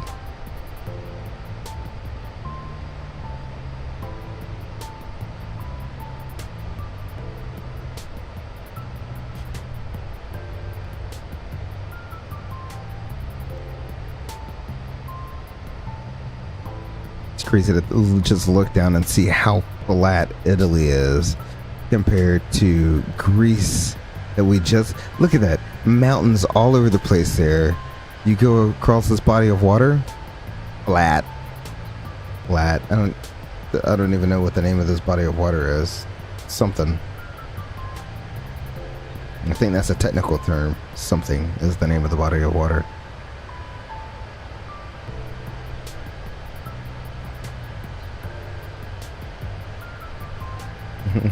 That's what I call a bold pilot. Oh, don't you love autocorrect? And there you go. Yeah, Max Racing, that never happens to me where autocorrect, changes it to something else. You must be typing P-lit a lot for it to be autocorrecting to that. Or autocorrect is not working and changing it to pilot. I have no clue. But wow. Is there really this many cities? You look down, obviously the coast has a lot of cities going for it, but wow, lots of little cities down there in the southern part of Italy. Lots and lots and lots of little cities. Absolutely insane. Italy is really that flat? Oh, no way, really? I mean, it does seem like there's a few mountains on the western coast here, and then as you start in the probably the center of the central portion has some mountains. It's not until you really start getting into the Alps where you start getting some mountains. I mean, you can definitely see, and I mean, obviously, if you look at Italy, where's the border of Italy? I wonder where the border of Italy could be. So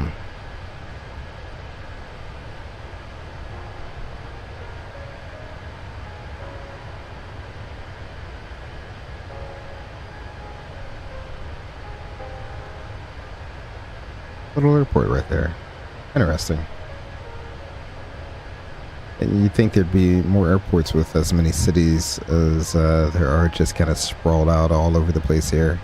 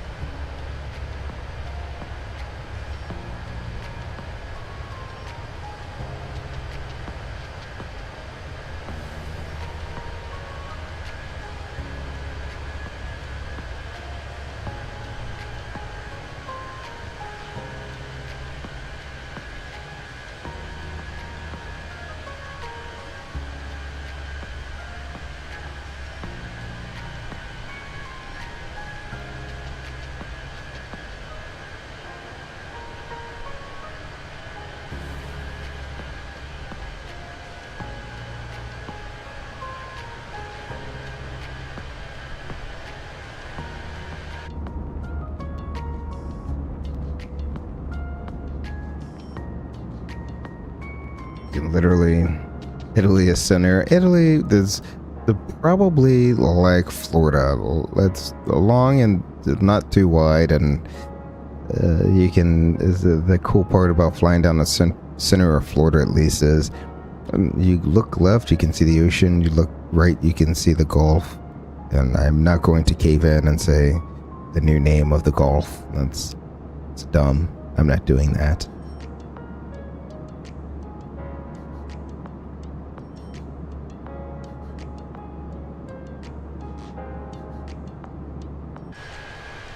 Let's see. 100. Well, the way I fly generally, these are always pulled when I fly. The FO does whatever he wants to do, but like I always fly with those down at the very least, and then depending, like the suns that are back, so like no need to really put this headset up. Ooh, that makes me. I've never actually taken a look. This one has the. It has the old headset. Oh, that came down. Okay, put it back then. This one has the older plug. So the newer airplanes, like this is a sharklet. So we have like the it should have the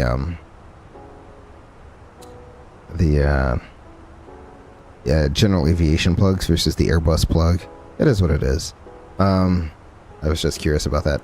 But usually if the sun's behind me, I won't have these up. But if the sun's in front of me, then yeah, I'll have all of these will be set up just like that. And I'd probably slide my seat back just a little bit like that. I'd be chilling. I like to sit just a little further back. This armrest, depending on how I'm feeling, it could be up, it could be down. This armrest I always leave up. I never have the armrest down because I just am not one. Back when I flew an airplane that had a yoke, then it was nice to have that armrest down because it gave you a resting point for your arm. for when you're hand flying, but don't really need that anymore. So I just fly with the armrest up. The main armrest is down, so this one is the main armrest you need. I don't even think you can change the... Nope, you can't change it. You know, they say like, you know, set it and then remember your settings for the armrest here. That is a can of BS. I mean, you can set it and try to remember your settings, but those things get out of alignment after a little bit of time, so they're almost never going to be right. So I just set it based on feel, like what feels right for that time. That's pretty much how I set it. And same thing with my height. Like, I don't look here to set my height unless it's unless I'm doing an auto land. That's the only time where I will look up there and set my height correctly. Otherwise, I'm probably a little bit lower, like ever so slightly lower than what this should be. And I don't know, I fly it better when I sit ever so slightly lower. Like, not this height, that's far too high, but not this height either, that's far too low. If gonna be this low, I'm gonna be probably don't have that much granular control. Probably gonna be sitting about that close. This is about, if I was sitting that low, this is how close I'd probably be sitting. And yes, it seems a little bit low, and usually I kind of judge my height based on these elements, these heater elements right here. Kind of base my height on those. If I can barely see those, then I'm at a good height. If I can't see them, I'm too low. And if I can see these vents, I'm too high. So I kind of set my height accordingly. Okay, there we go. According to that. Can we MEL a flight control computer next system? Next stream? I thought about doing that this stream, but I decided to do the APU this stream, and I'm not. So remember how I said I've been I'm trying to document these weird system faults and MELs and stuff like that I've actually encountered out on the line. So the no APU, of course, that's a fault I obviously have had. Some of these stuff I just can't simulate in the simulator. I realized that today because I wanted to do the ME. So what I had on this airplane, not specifically this airplane, but the one I'm trying to simulate now, was we didn't have an APU and we had a fuel auto feed fault auto transfer fault,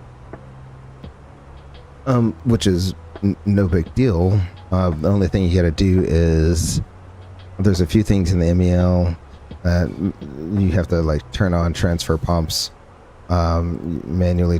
So there's not this one. It's a 321. So you got to turn on the transfer pump here because the 321 is tank to tank from center to wing, right? So then you got to like turn on the manually turn on the transfer. And there's a whole thing in the MEL about like you know, when to do it.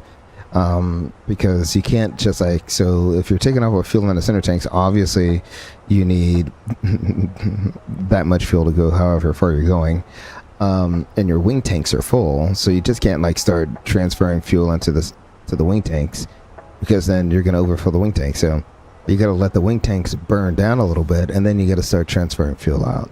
So it's a whole procedure, but unfortunately I don't think that you can simulate that, or maybe because I'm in a 320 I didn't have that option. So maybe next time I'm in a 321 I'll try to do that. But yes, there is a there's an MEL that I had a few weeks ago. It was a Sec 1 fault, and that MEL is pretty extensive in terms of what the flight crew has to do prior to each flight. So it's definitely going to be in the works. It's definitely there. I just chose not to do it tonight because I didn't know how long it would take for me to run through that checklist. It's pretty involved. It is pretty involved. So I'll probably do it when it's going to be a stream that's like a shorter stream. I don't know. So I might do it next week. How about that? We'll do it next week and try to get that in the stream because that's definitely one of the ones that I want to kind of do. And I know that I can do it without, or at least I think I can do it without having to actually break the Fenix. But we shall see. Let me go and now you got me curious. I'm gonna go into the system here. Should I do it through the MF? No, let me do it through the iPad. See if that's an option. Failures. So you see here, I got the APU MEL there. No, I don't want that. Let's go back to here.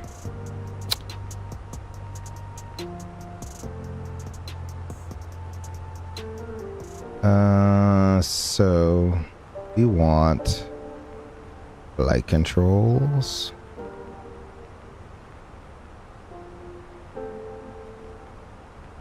Yeah, so yeah, I can fail it. All right, so we'll do that the next time and walk you all through the procedures that I actually had to do, me and my first officer. Now that's the other thing about this is because the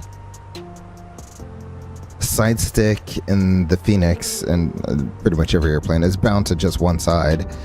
So in the Fenix, I have it bound to the captain side. It's captain side stick, right? So because it's bound to one side, I can only do like 50% of the MEL.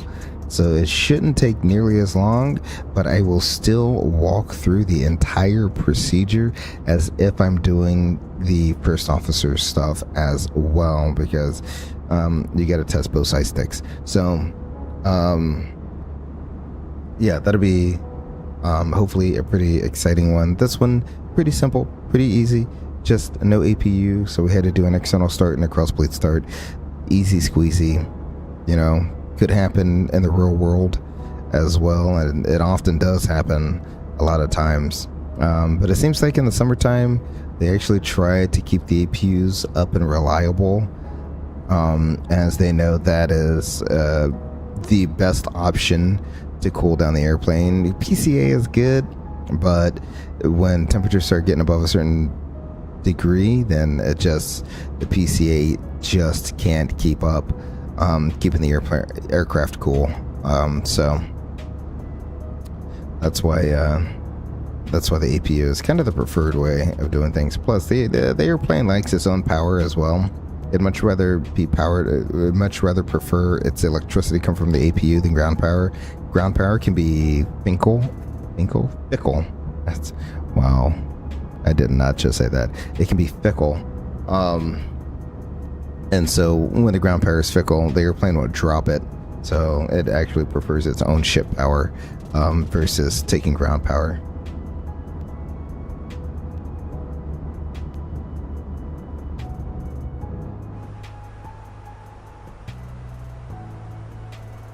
We're slowly getting there. Let's see, should I go ahead and let's see what the arrival looks like here.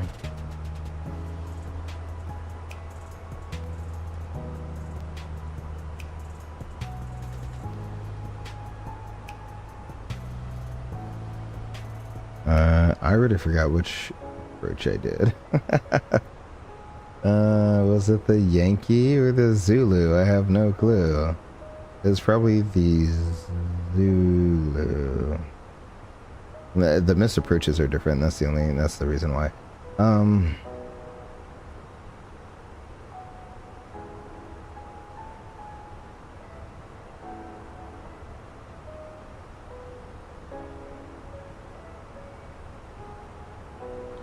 Oh wow, there's literally no altitude constraints the entire time on this arrival.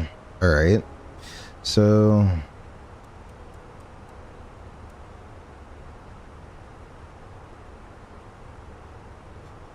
we'll hide you.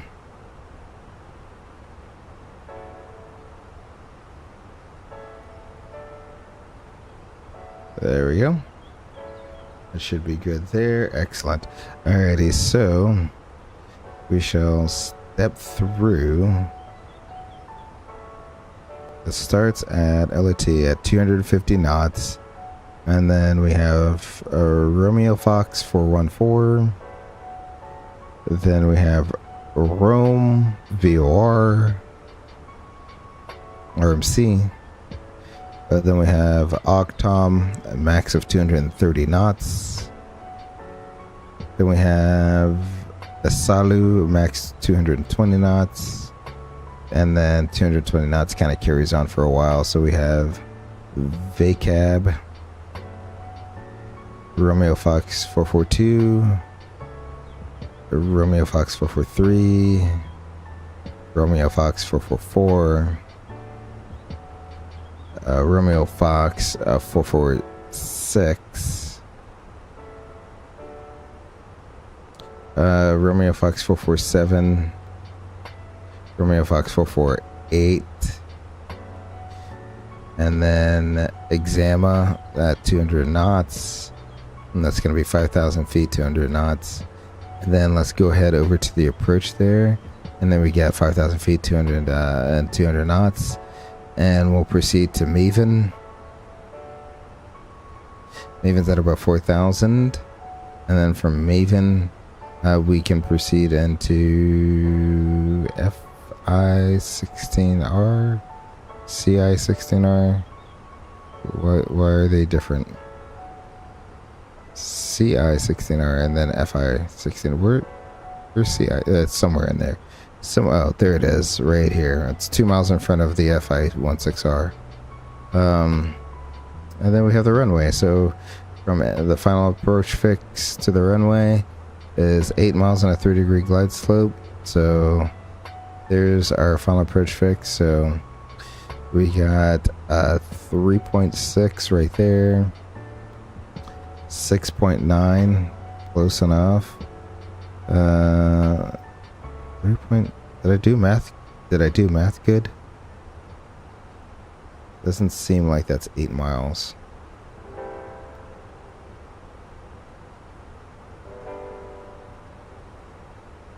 Yeah, close enough. I guess they rounded up in the box here. At 8 miles, 30-degree glide slope. Excellent. That all looks good. And then for this, it's going to be come to 400. Right turn on the 190 OST. 192 intercept the ICNIF. And hold. So, yep. We did the Zulu, so that's the one that's in there.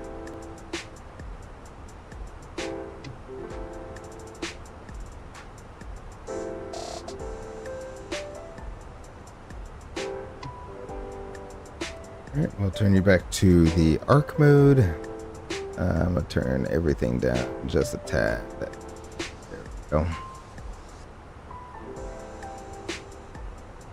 Bring you back out just a tad bit. And we must be within 200 miles there, so let's bring up the LS push buttons as well. We can verify IFRR, that is the ILS frequency 109.75 and a front course of 159 that checks in a 30-degree glide slope. Let's go LIFR 16R.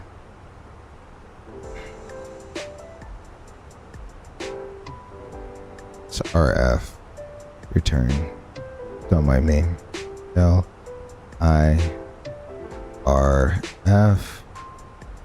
16R. There we go. I don't need flight plan, any performance. We'll go over to the performance approach page here. The minimums for a straight in ILS is going to be wow, there's a 3-foot difference between B and C. Okay. We'll go 210.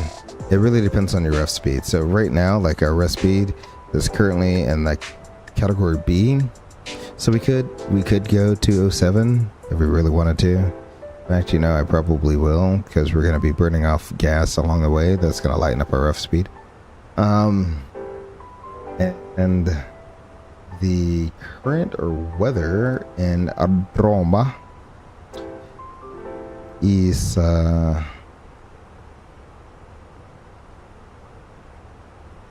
ooh, 004. Okay. Are they really using 0804? Okay, hold on.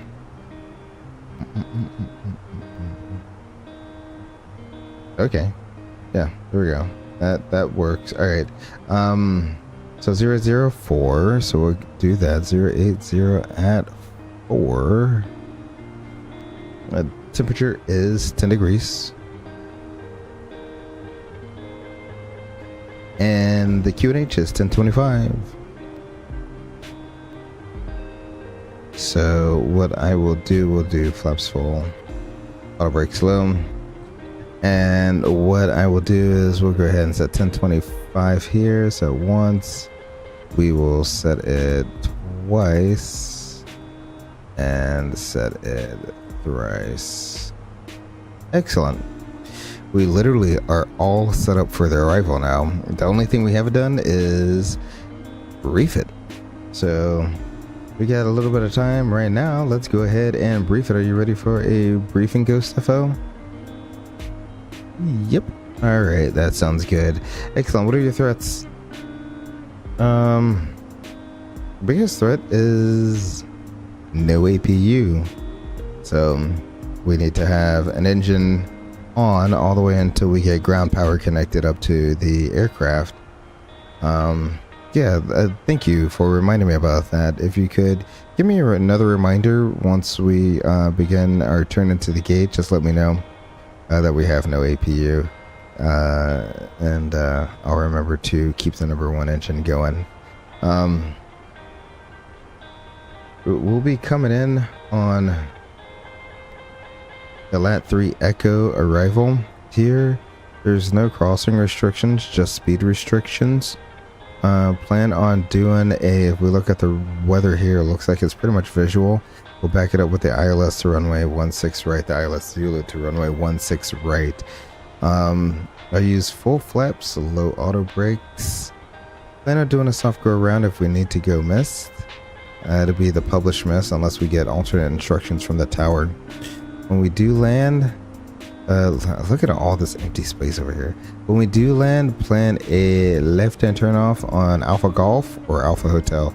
It'll be one of those that we turn off on. What are these symbols here? I have never seen those symbols before. What do that mean? I have no clue.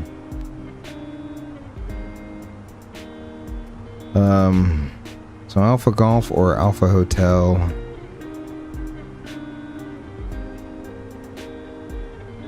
Leave it to Europe to like put in some symbols that I have no clue what they mean. Wonder if that's like changeover, the changeover point. Because if you look, you got a double line here and a double line there. So it makes me wonder if like one frequency controls all of, well, no, that makes no sense. This one frequency control alpha, ground 121.9. Yeah, so in this is one frequency, so you change over from tower here to ground. I don't know. It seems like that's what it would be, because they're at the exit points of runways.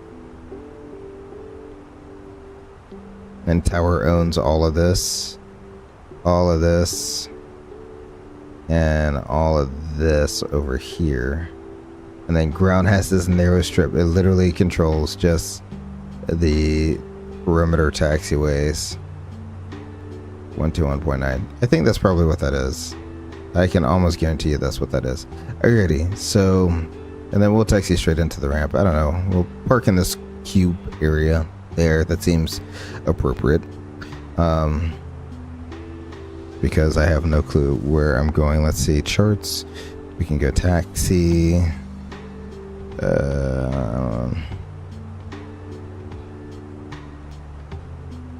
That's all departing aircraft. Arrival aircraft. There we go. Aircraft may be cleared for landing with RRSM on a runway. Temporarily occupied by another aircraft in following conditions only.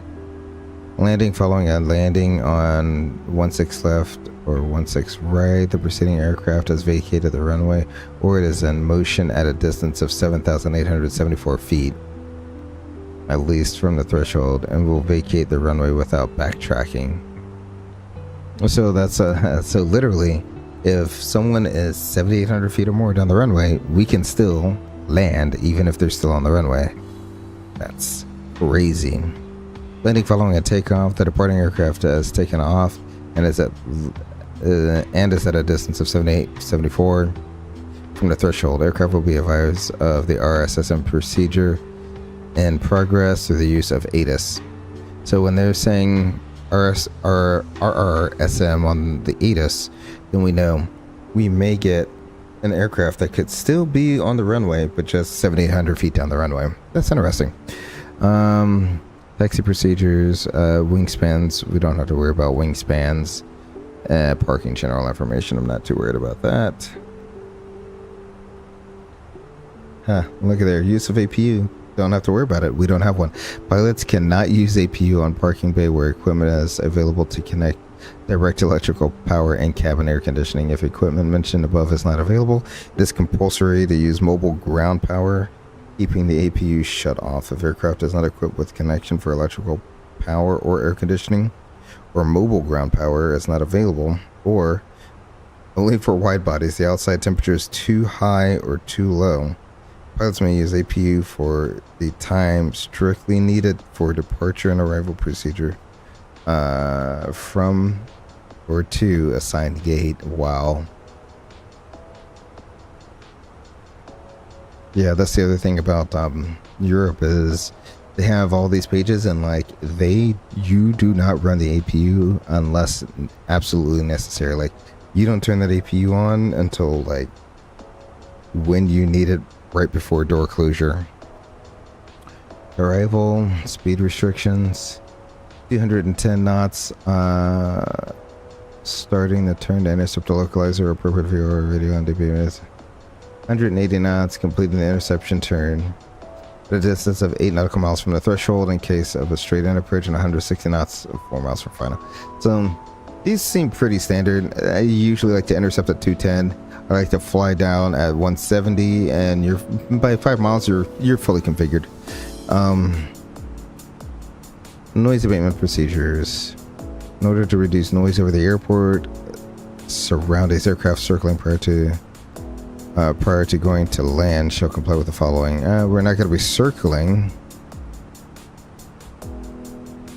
We're not going to be doing Cat 2 or Cat 3 ops. Main runway for landing is 16 left. 16 right is used on ATC discretion as parallel runway for landings. Pilots must report runway vacated. Aircraft vacated.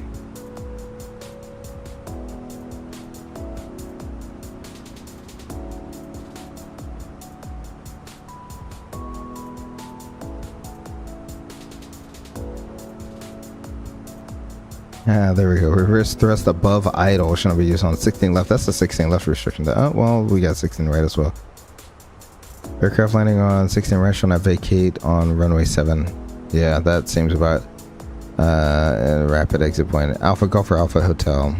Alpha Echo is not usable. Okay. Reverse thrust above idle shall not be used. Traffic vacating Alpha Hotel shall not turn right on the taxi apron. Okay. I don't know what that means, but we'll see. Arrival continued.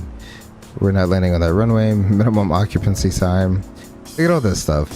Just to go into one place in order to maximize airport capacity, the following procedures are applied. Pilots are requested to strictly comply with ATC's instructions. Pilots not able to comply with these requirements should notify ATC as soon as possible. ATC is allowed to get aircraft on follow approach using minimum radar separation or separation minimum according to wake turbulence category.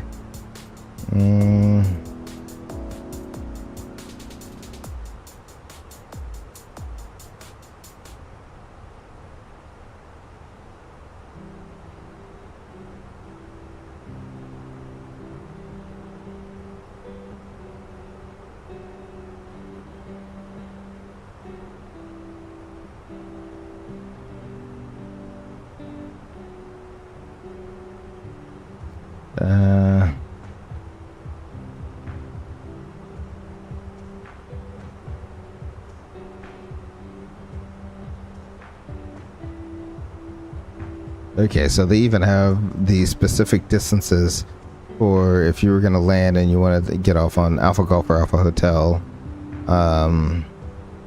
You get the distances there, so you can kind of like pre-plan, and that would come into effect like if you were using, good lord, there's a lot of rivals. So when you do your landing calculation, you can see, oh, my landing distance gonna be shorter than that, so maybe I'll kick off the auto brakes a little bit earlier in the landing roll and just let it roll down so I can get down there without having any undue delay to the aircraft behind me. Parallel ILS approaches, so don't have to worry about that. Communication failure and taxi procedures. Okay, I'm not too worried about that. Alright, that is a lot of information slung out there. All I wanted to see was where the gates were. Yeah, that is T3. Yeah, we can just park here. Oh, let's get a little monorail too. Oh, that's cool. Alright, yeah, we'll park here, I guess. And call that a day. Pin you for like no reason at all. There we go. Bringing it back up. Excellent. Get you out of my way.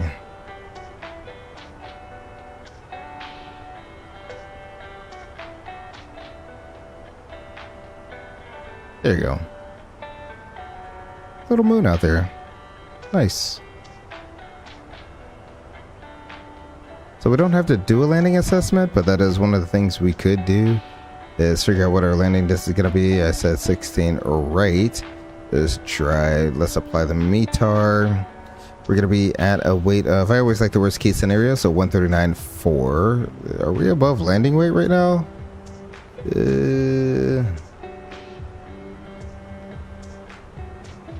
Oh, excellent. No, we're in a 320, not a 319. Okay, so 139.4, so we'll just go ahead and use that.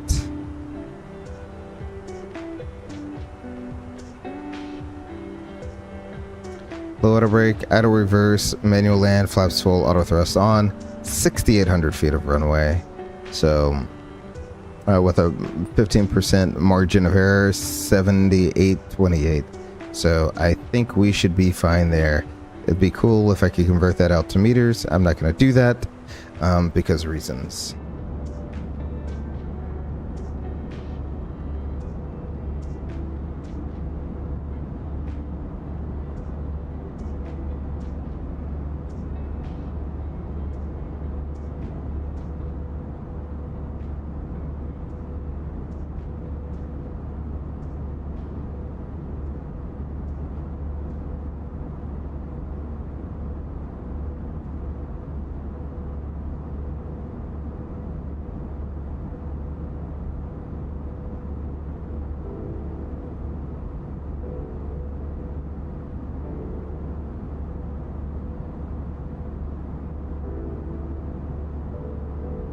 Alright everyone, before we reach our top of descent here, I'm gonna go ahead and take a quick lavatory break here, and I will be right back, hopefully just in time to start this descent, so I'll be right back.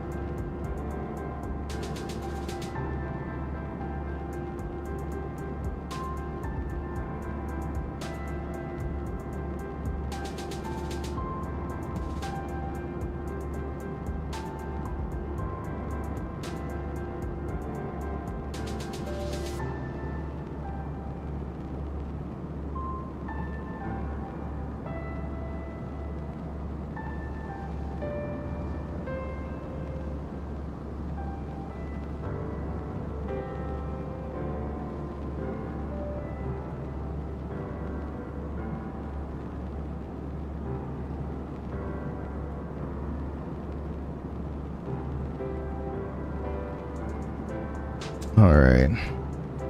And we are back. Excellent, excellent, excellent.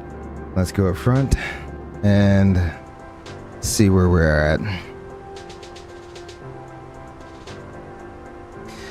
That's the other fun part about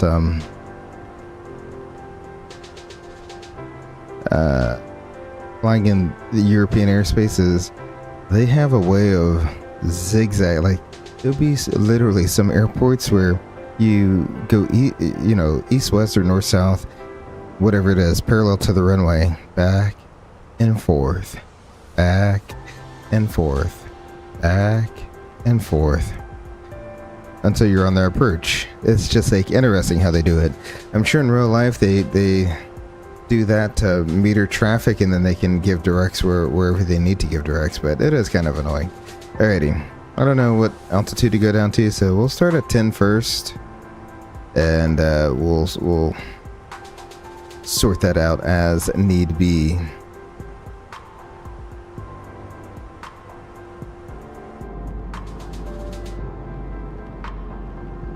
Why all of a sudden it's gonna get cloudy right around here? Or at least that's off to the east there. Alright, we'll look off to the west then.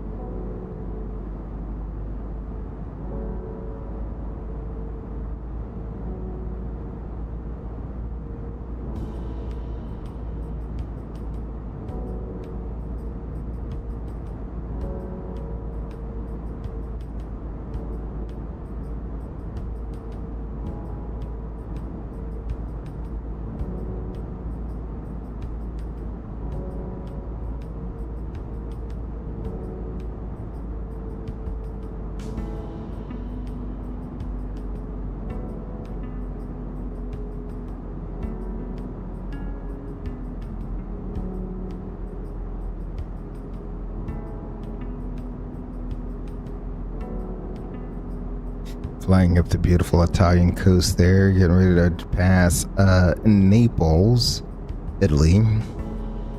A place so absolutely beautiful that a few settlers in the western portion of Florida came across a place that was equally as beautiful, and they decided to name it Naples. That's where we got Naples, Florida from. Been down there a few times, and it is absolutely beautiful. And then you head just a little bit further south from Naples to Marco Island, and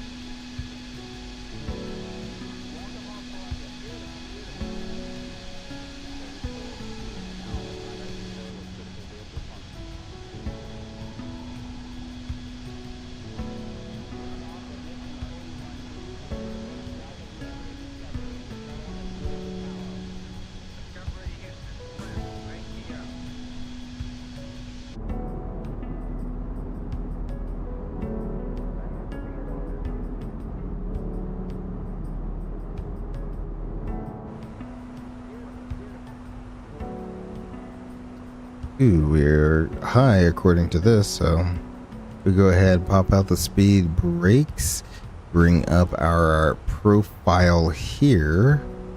There we go, 1,700 feet high. We go ahead and let the speed brakes take over. Oh, that's right, there was a 250 knot restriction.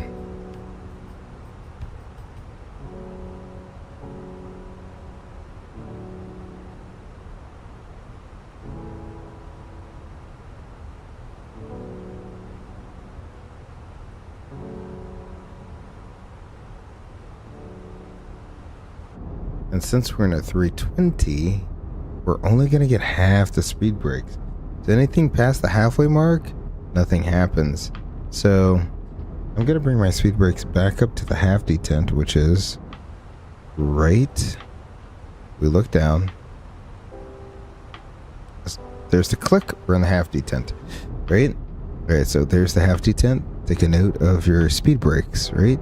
So there they are. Look at them. All right. And I'm going to show you. I'm going to go back to full. Nothing. That is unique to the A320 and A320 only.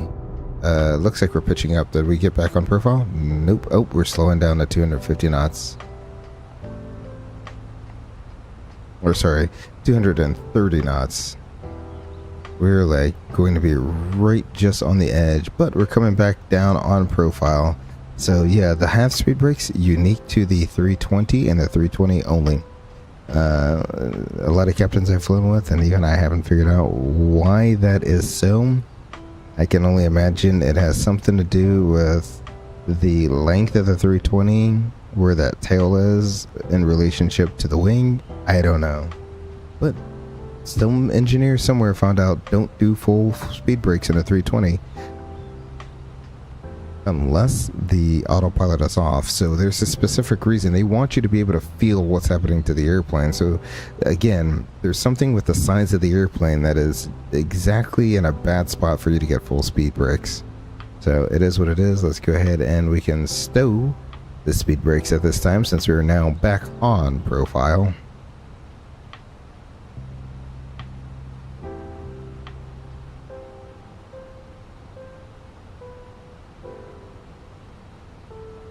Yeah, we'll do the full procedure, because pretty much that's how I'd do it if I were online. I wouldn't try to take any shortcuts or anything like that. Plus, we're pretty high anyway, so we have plenty of altitude to lose.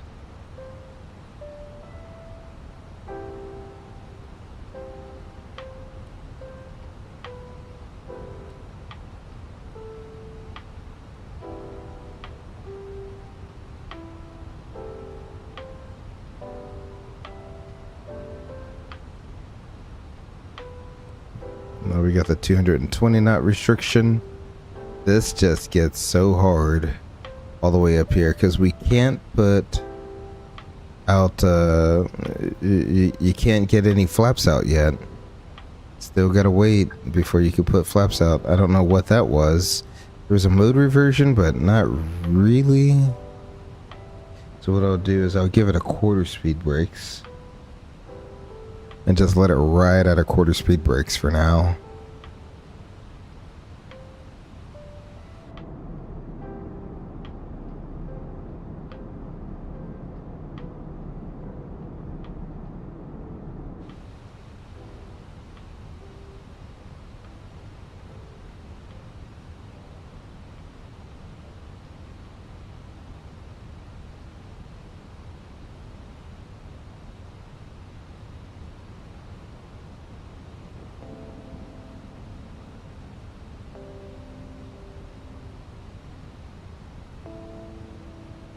Yeah, this is working pretty okay. Riding a quarter speed brakes as we descend on down.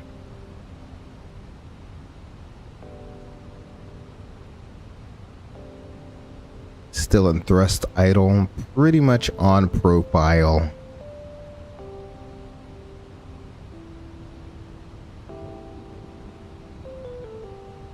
Once we get to the Circle D there, I'll just set speed to 210 knots, because Circle D wants to decelerate to approach speed. We won't do that. We'll just decelerate to 210 knots. That way we can keep the descent coming at a pretty good rate and get us pretty much back down on profile.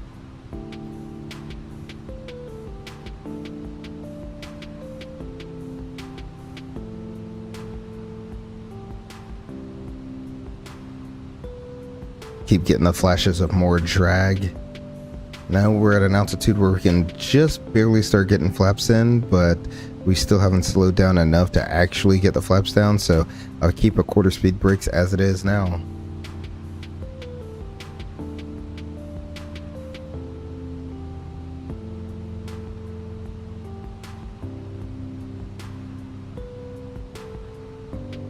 Oh, that's another thing there, Max Racing. I was just thinking about that with the MEL I want to do with a sec is you don't have speed brakes, so it's gonna have to be on a stream where I got a lot of room to maneuver and get down, and I can descend early and not have to use speed brakes because yeah, there's no speed brakes available to you. That was the other major pain that I do remember about that MEL.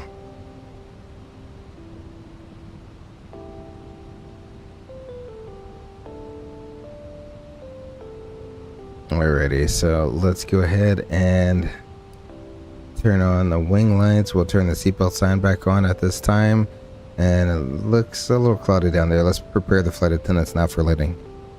Cabin crew, prepare for landing.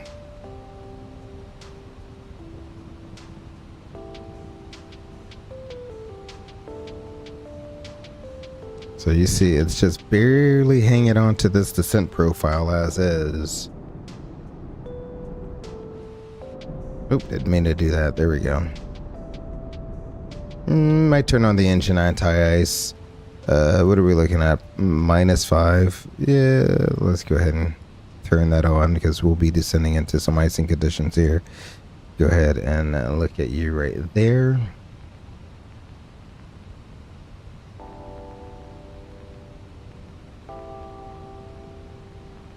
And while I'm at it, let's go ahead and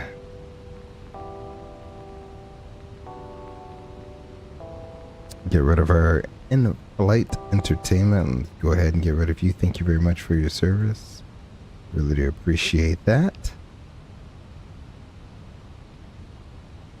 Making the turn here at a Romeo Foxtrot 444. We got more drag keeps popping in and out.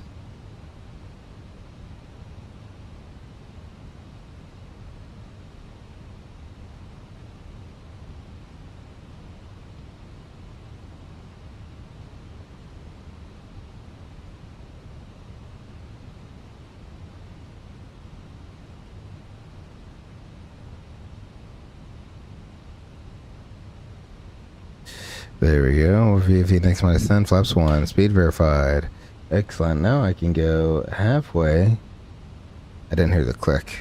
There we go. On the speed brakes.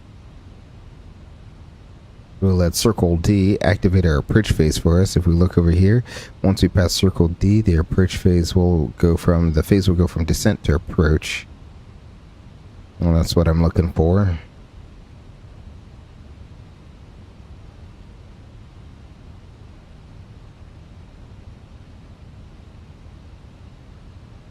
And it did. Excellent. So let's go ahead and descend down to, we'll call it 4,000 feet. We're in managed speed, so that should be no biggie there.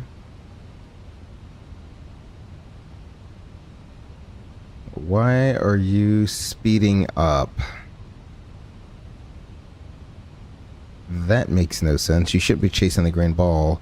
You should stay within your speed parameters.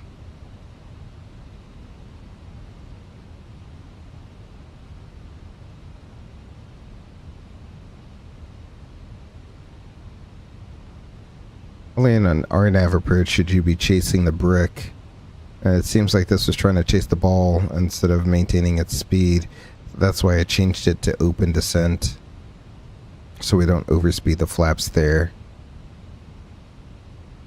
I'll change it to 5,000 since that's technically the first restriction is 5,000 and 210 knots.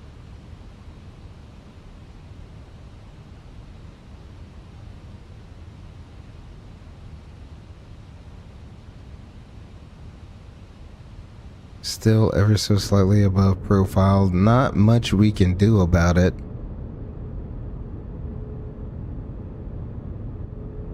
Just in one of those airplanes where you don't get full speed brakes, so you gotta live with what you got.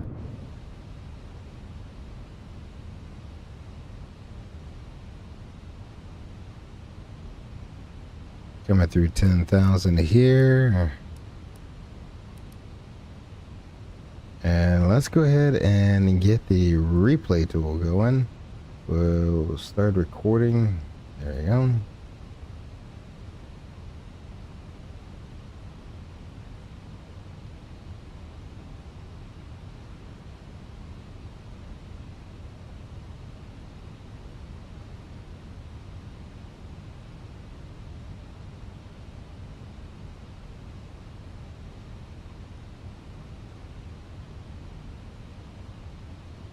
Let me bring up my approach plate here. 5,000. Okay. Once we pass this, I'll probably slow up to 180, get flaps 2 down, and that's going to give us a little bit more drag as well.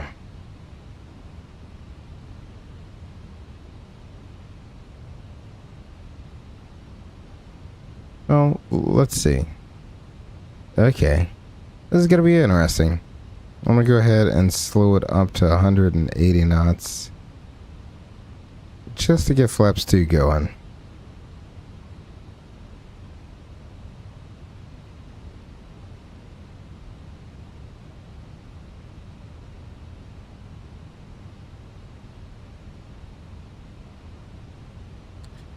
Alright, we are at VFE next.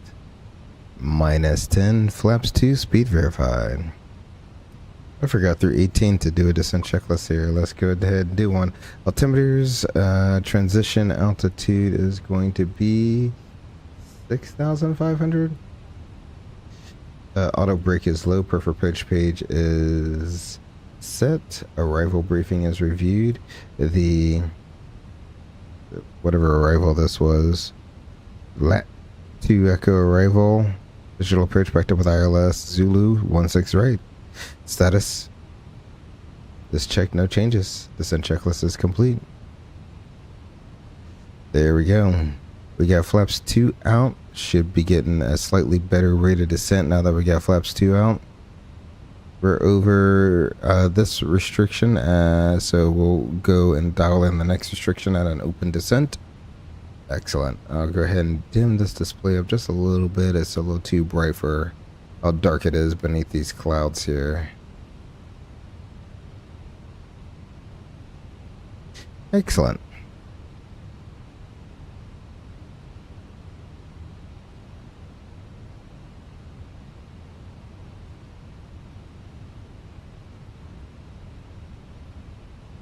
There we go. Transition is going to be 29 minutes ago, 10:25. So yep, that's still valid. So 10:25, set once, set twice, and set thrice.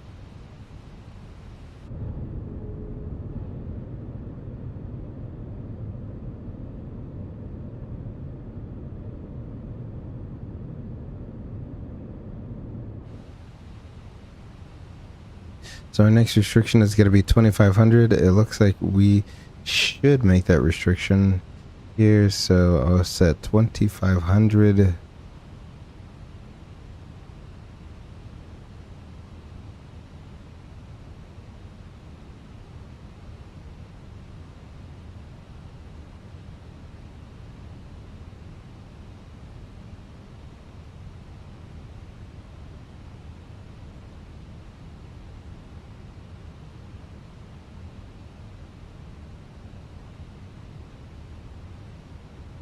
I do see a glide slope coming in. I do see a localizer coming in. Excellent. So what I'm going to do is I'm going to go ahead and arm the approach and turn the second autopilot on. Cat 3 dual autopilots 1 and 2. Sweet deal. Low capture.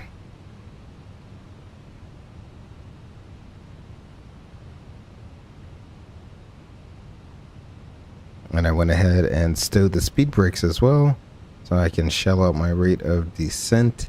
In fact, what I will do, how far out are we? About 15 miles out. I'll keep it at 180 for just a tad bit longer. Remember, I just got to be below 160, or right around 160 once we hit FI-16R.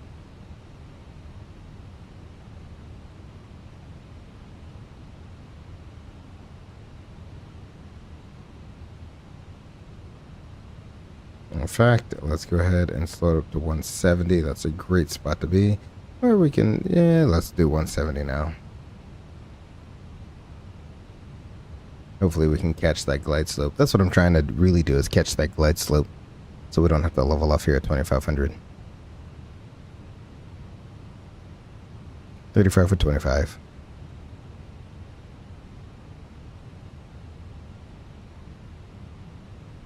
Never got the temperature right in here. There you go.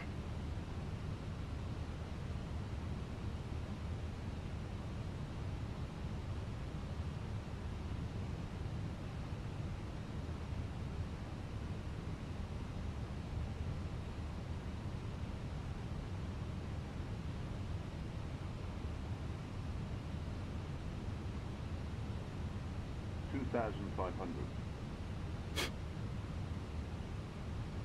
Looks like we will level off here, but that is okay. Because right about the CI mark is where you want to manage your speed so that you're going to be below 160 by the time you hit the CF mark here. So go ahead and manage up your speed now. Go gear down.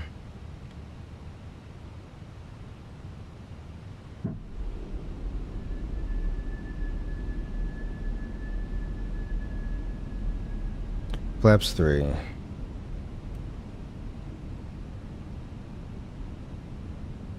Flaps full.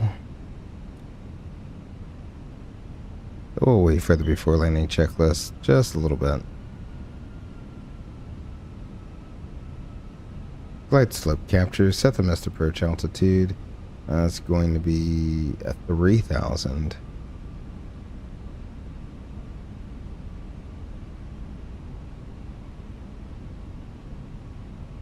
Before landing checklist.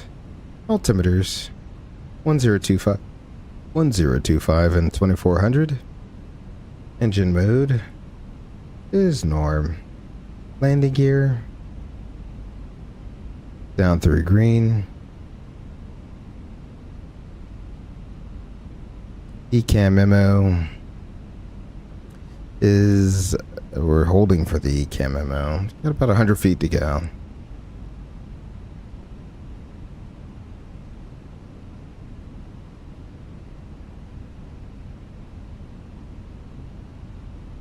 Landing no blue before landing checklist is complete.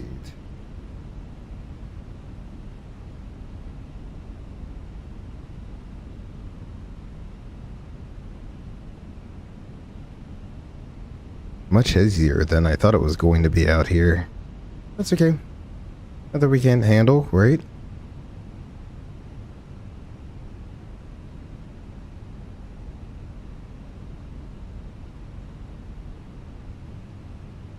Definitely get a headwind. As you see, ground speed mini is about plus 10 right now versus plus 5. So it is what it is.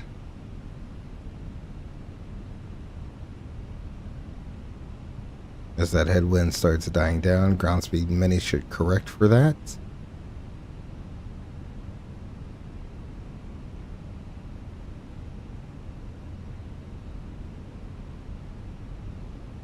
I'll bring the sounds up for you all. There we go.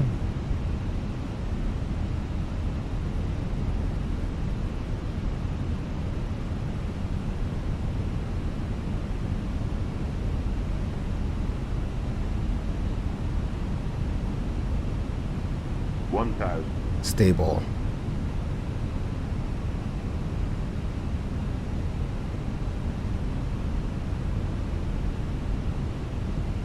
Approach lights.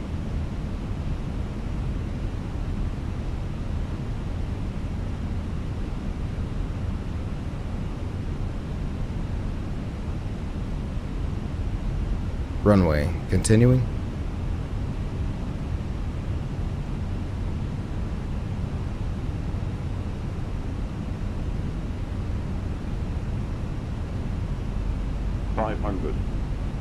Stable target sync 8.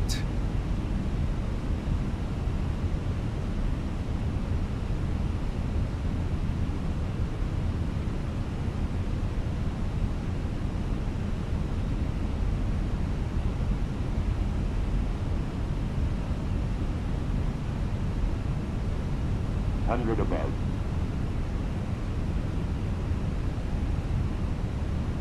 Alright, autopilot's off. Minimum.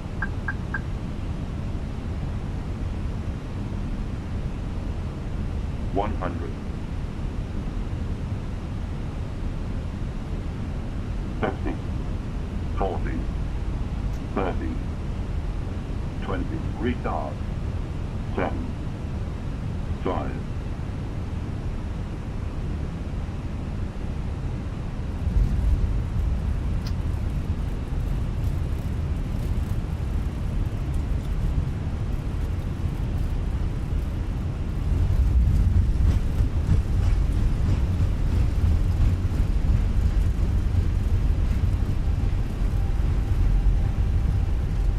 80, 60. We'll take this high speed right here. I know which one it is. And now I shall kick the auto brakes off. Not a bad landing. Would have liked to seen a less float. I always forget that the sharklets just float for days.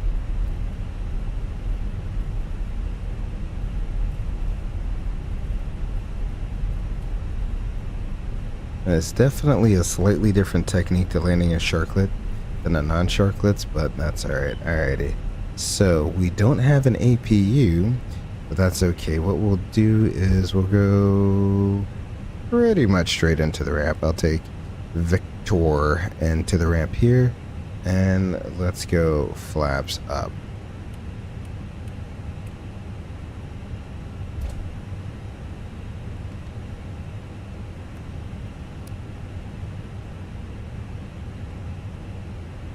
I want to park at the square building.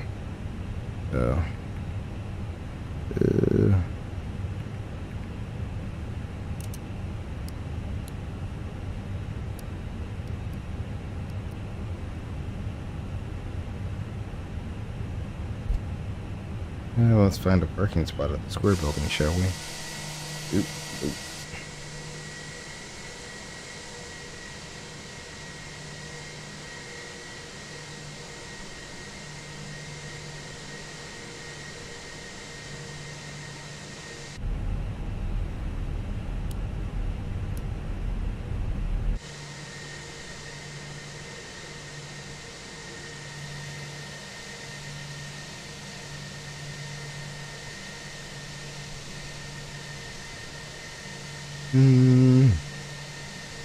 I think I'm going to be hard pressed to find parking at the square building. That's okay.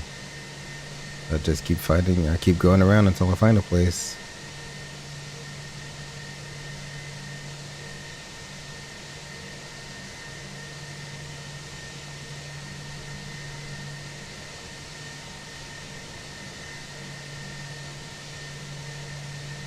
Right between these air Europa seems legit.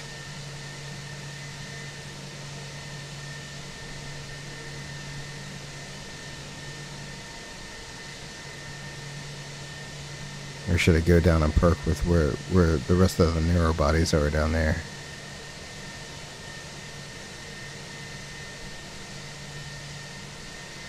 We'll park with the rest of the narrow bodies. Hopefully there's a parking space down there. Seems like they may all be taken. Awesome. Awesome sauce. Look at that beautiful IT A350.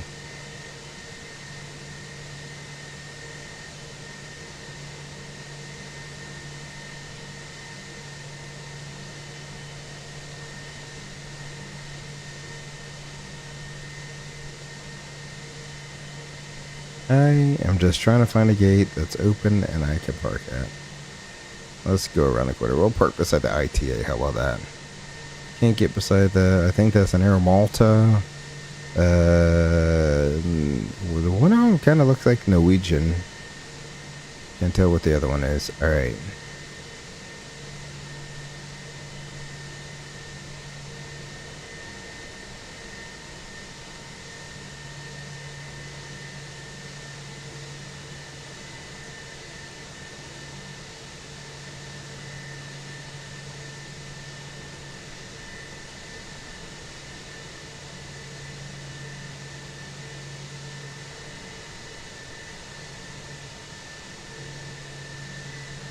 Oh, yo, does this have... Oh my gosh, it has the docking system? You've got to be kidding me.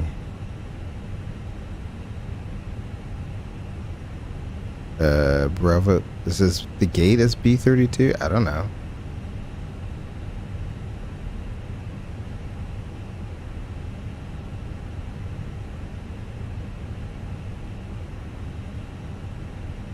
Look at that. You got the agent waiting to move the jet bridge there.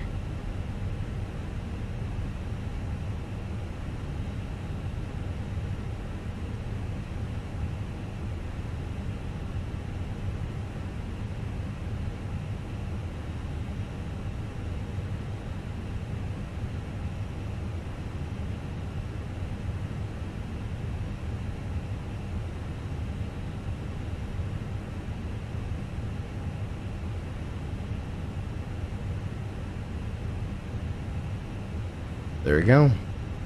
Perfect park. Parking is okay. Well, alrighty. So, what we would do now is I would only shut down one engine. So we'd shut down the number 2. First of all, the seatbelt sign would come off. I'd shut down the number 2.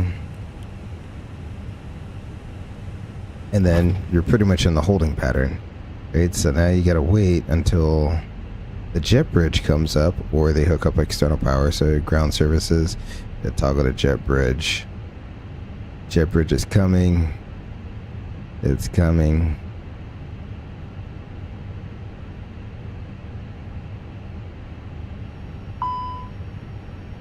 Oh, she's even looking outside. Look at that. She's even looking at her wheels. Well, this is what you'd actually expect if a door opened. You get that master caution.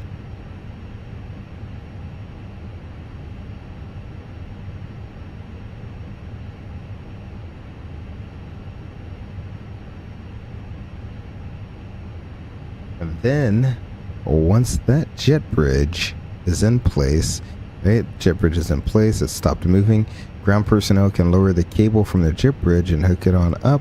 So we'd hook that on up to the airplane. We'd throw on our GPU, and then we are good. What I like to do, even though it's not something in our checklist, I like to double check to make sure that GPU is taken over powering the aircraft. And then we can turn off the other engine, come up, get our fuel pumps off, and our beacon light off there. Excellent.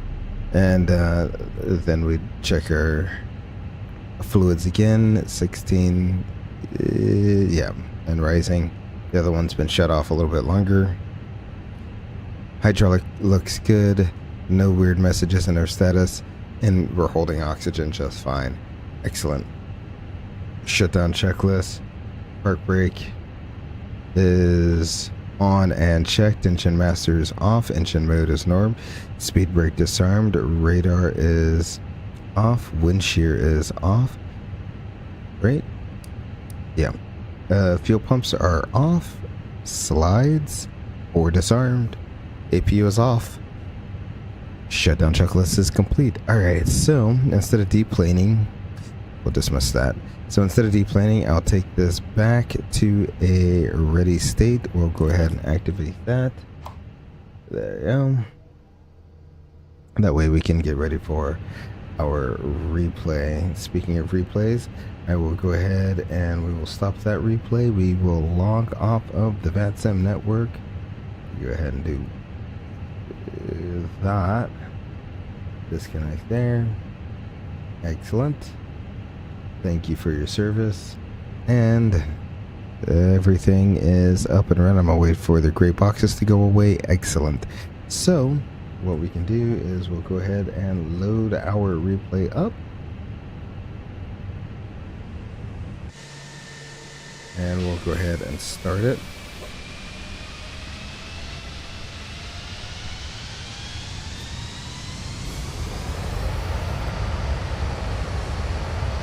Ooh, okay. We'll go ahead and let everything kind of like load on in.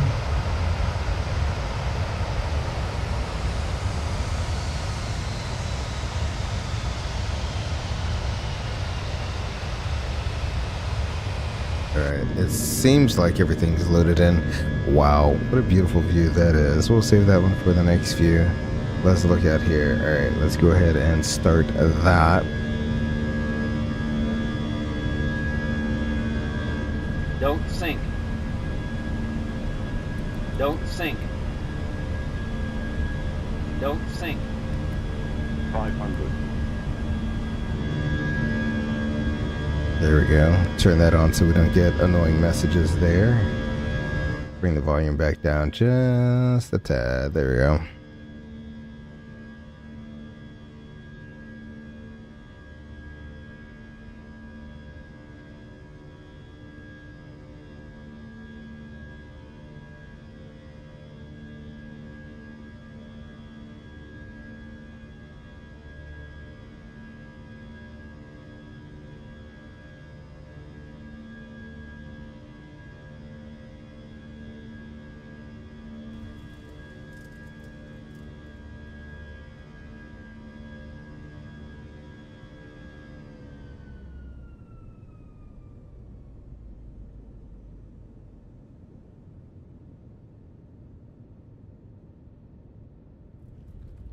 Definitely floated it past the touchdown zone. That would have been a go around in real life, but with as much runway, and that's the other thing.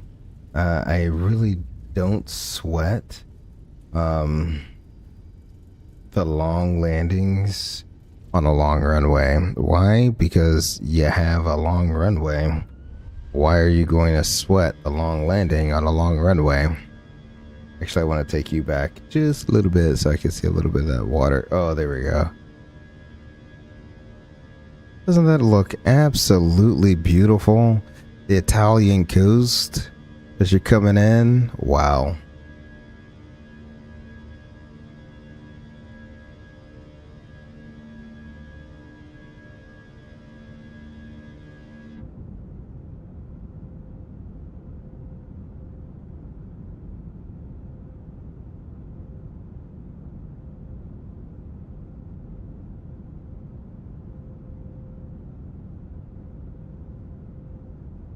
Well, the replay didn't catch any of that flap vibration that they took so much time to simulate.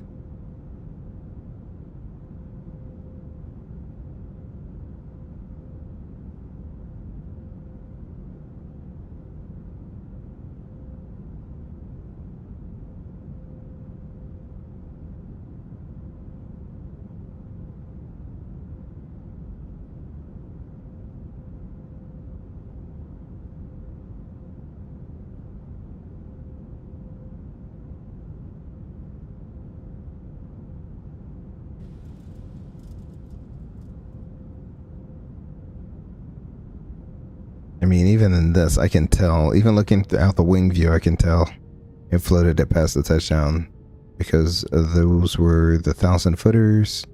You can't really see it in this one. You can see the stripes a little bit better in the other view.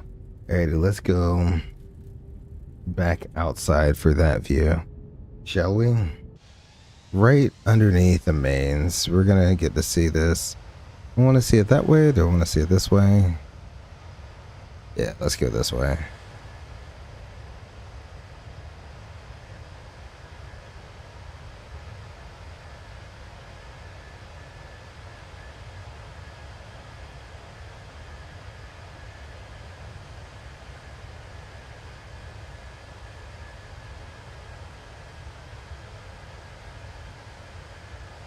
I do love the livery. Aegean chose a good livery.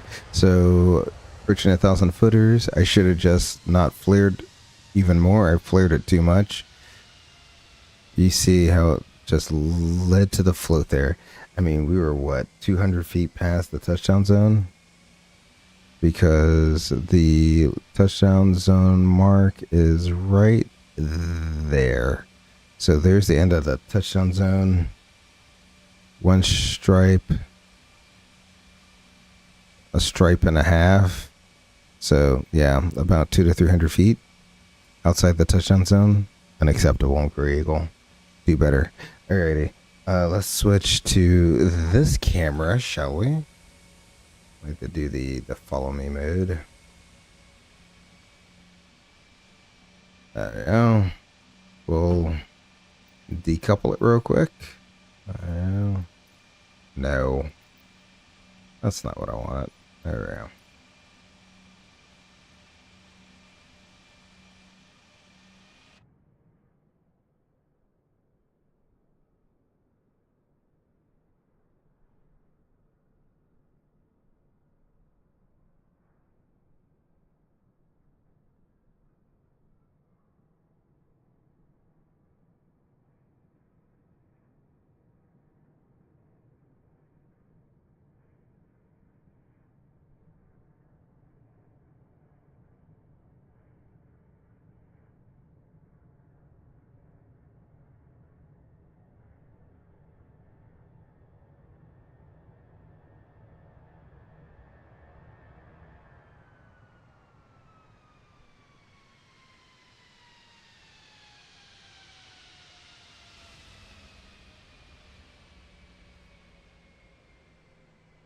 Oh, I gotta do that again. There's so many skips there. Why are you skipping?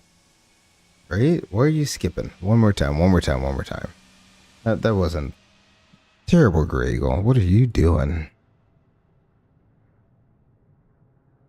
All right.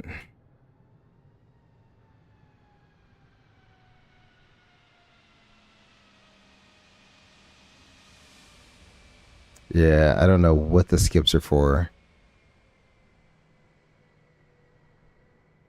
I mean, the touchdown actually wasn't bad. A little wobble right after touchdown there, but I mean, just it would have been better if it was, here instead of here. All right, so let's go ahead, link that camera right back on up again. Yoop. We'll head back inside. Here. And let's reset you on back there. Ooh. I have no clue how far back I just went. We'll go ahead and set it there.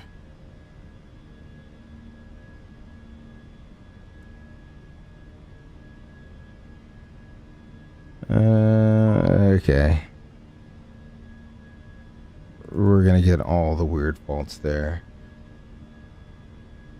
Let that go ahead and settle in for just 1 second there. Excellent.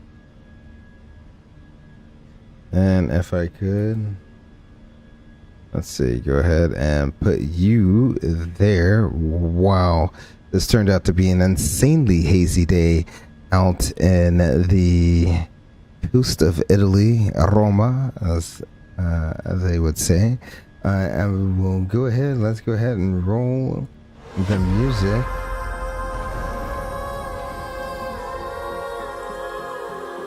Again, huge thank you to Draco and Max Racing for coming out, spend a little time with me in chat, getting me to sort out some things with Streamlabs. But tomorrow, hopefully, we'll be going up into Innsbruck with some Swiss Air Ops. Remember to take care of yourselves and each other. Please do. And until the next time I see you guys at the next stream, my name is Grey Eagle. Peace.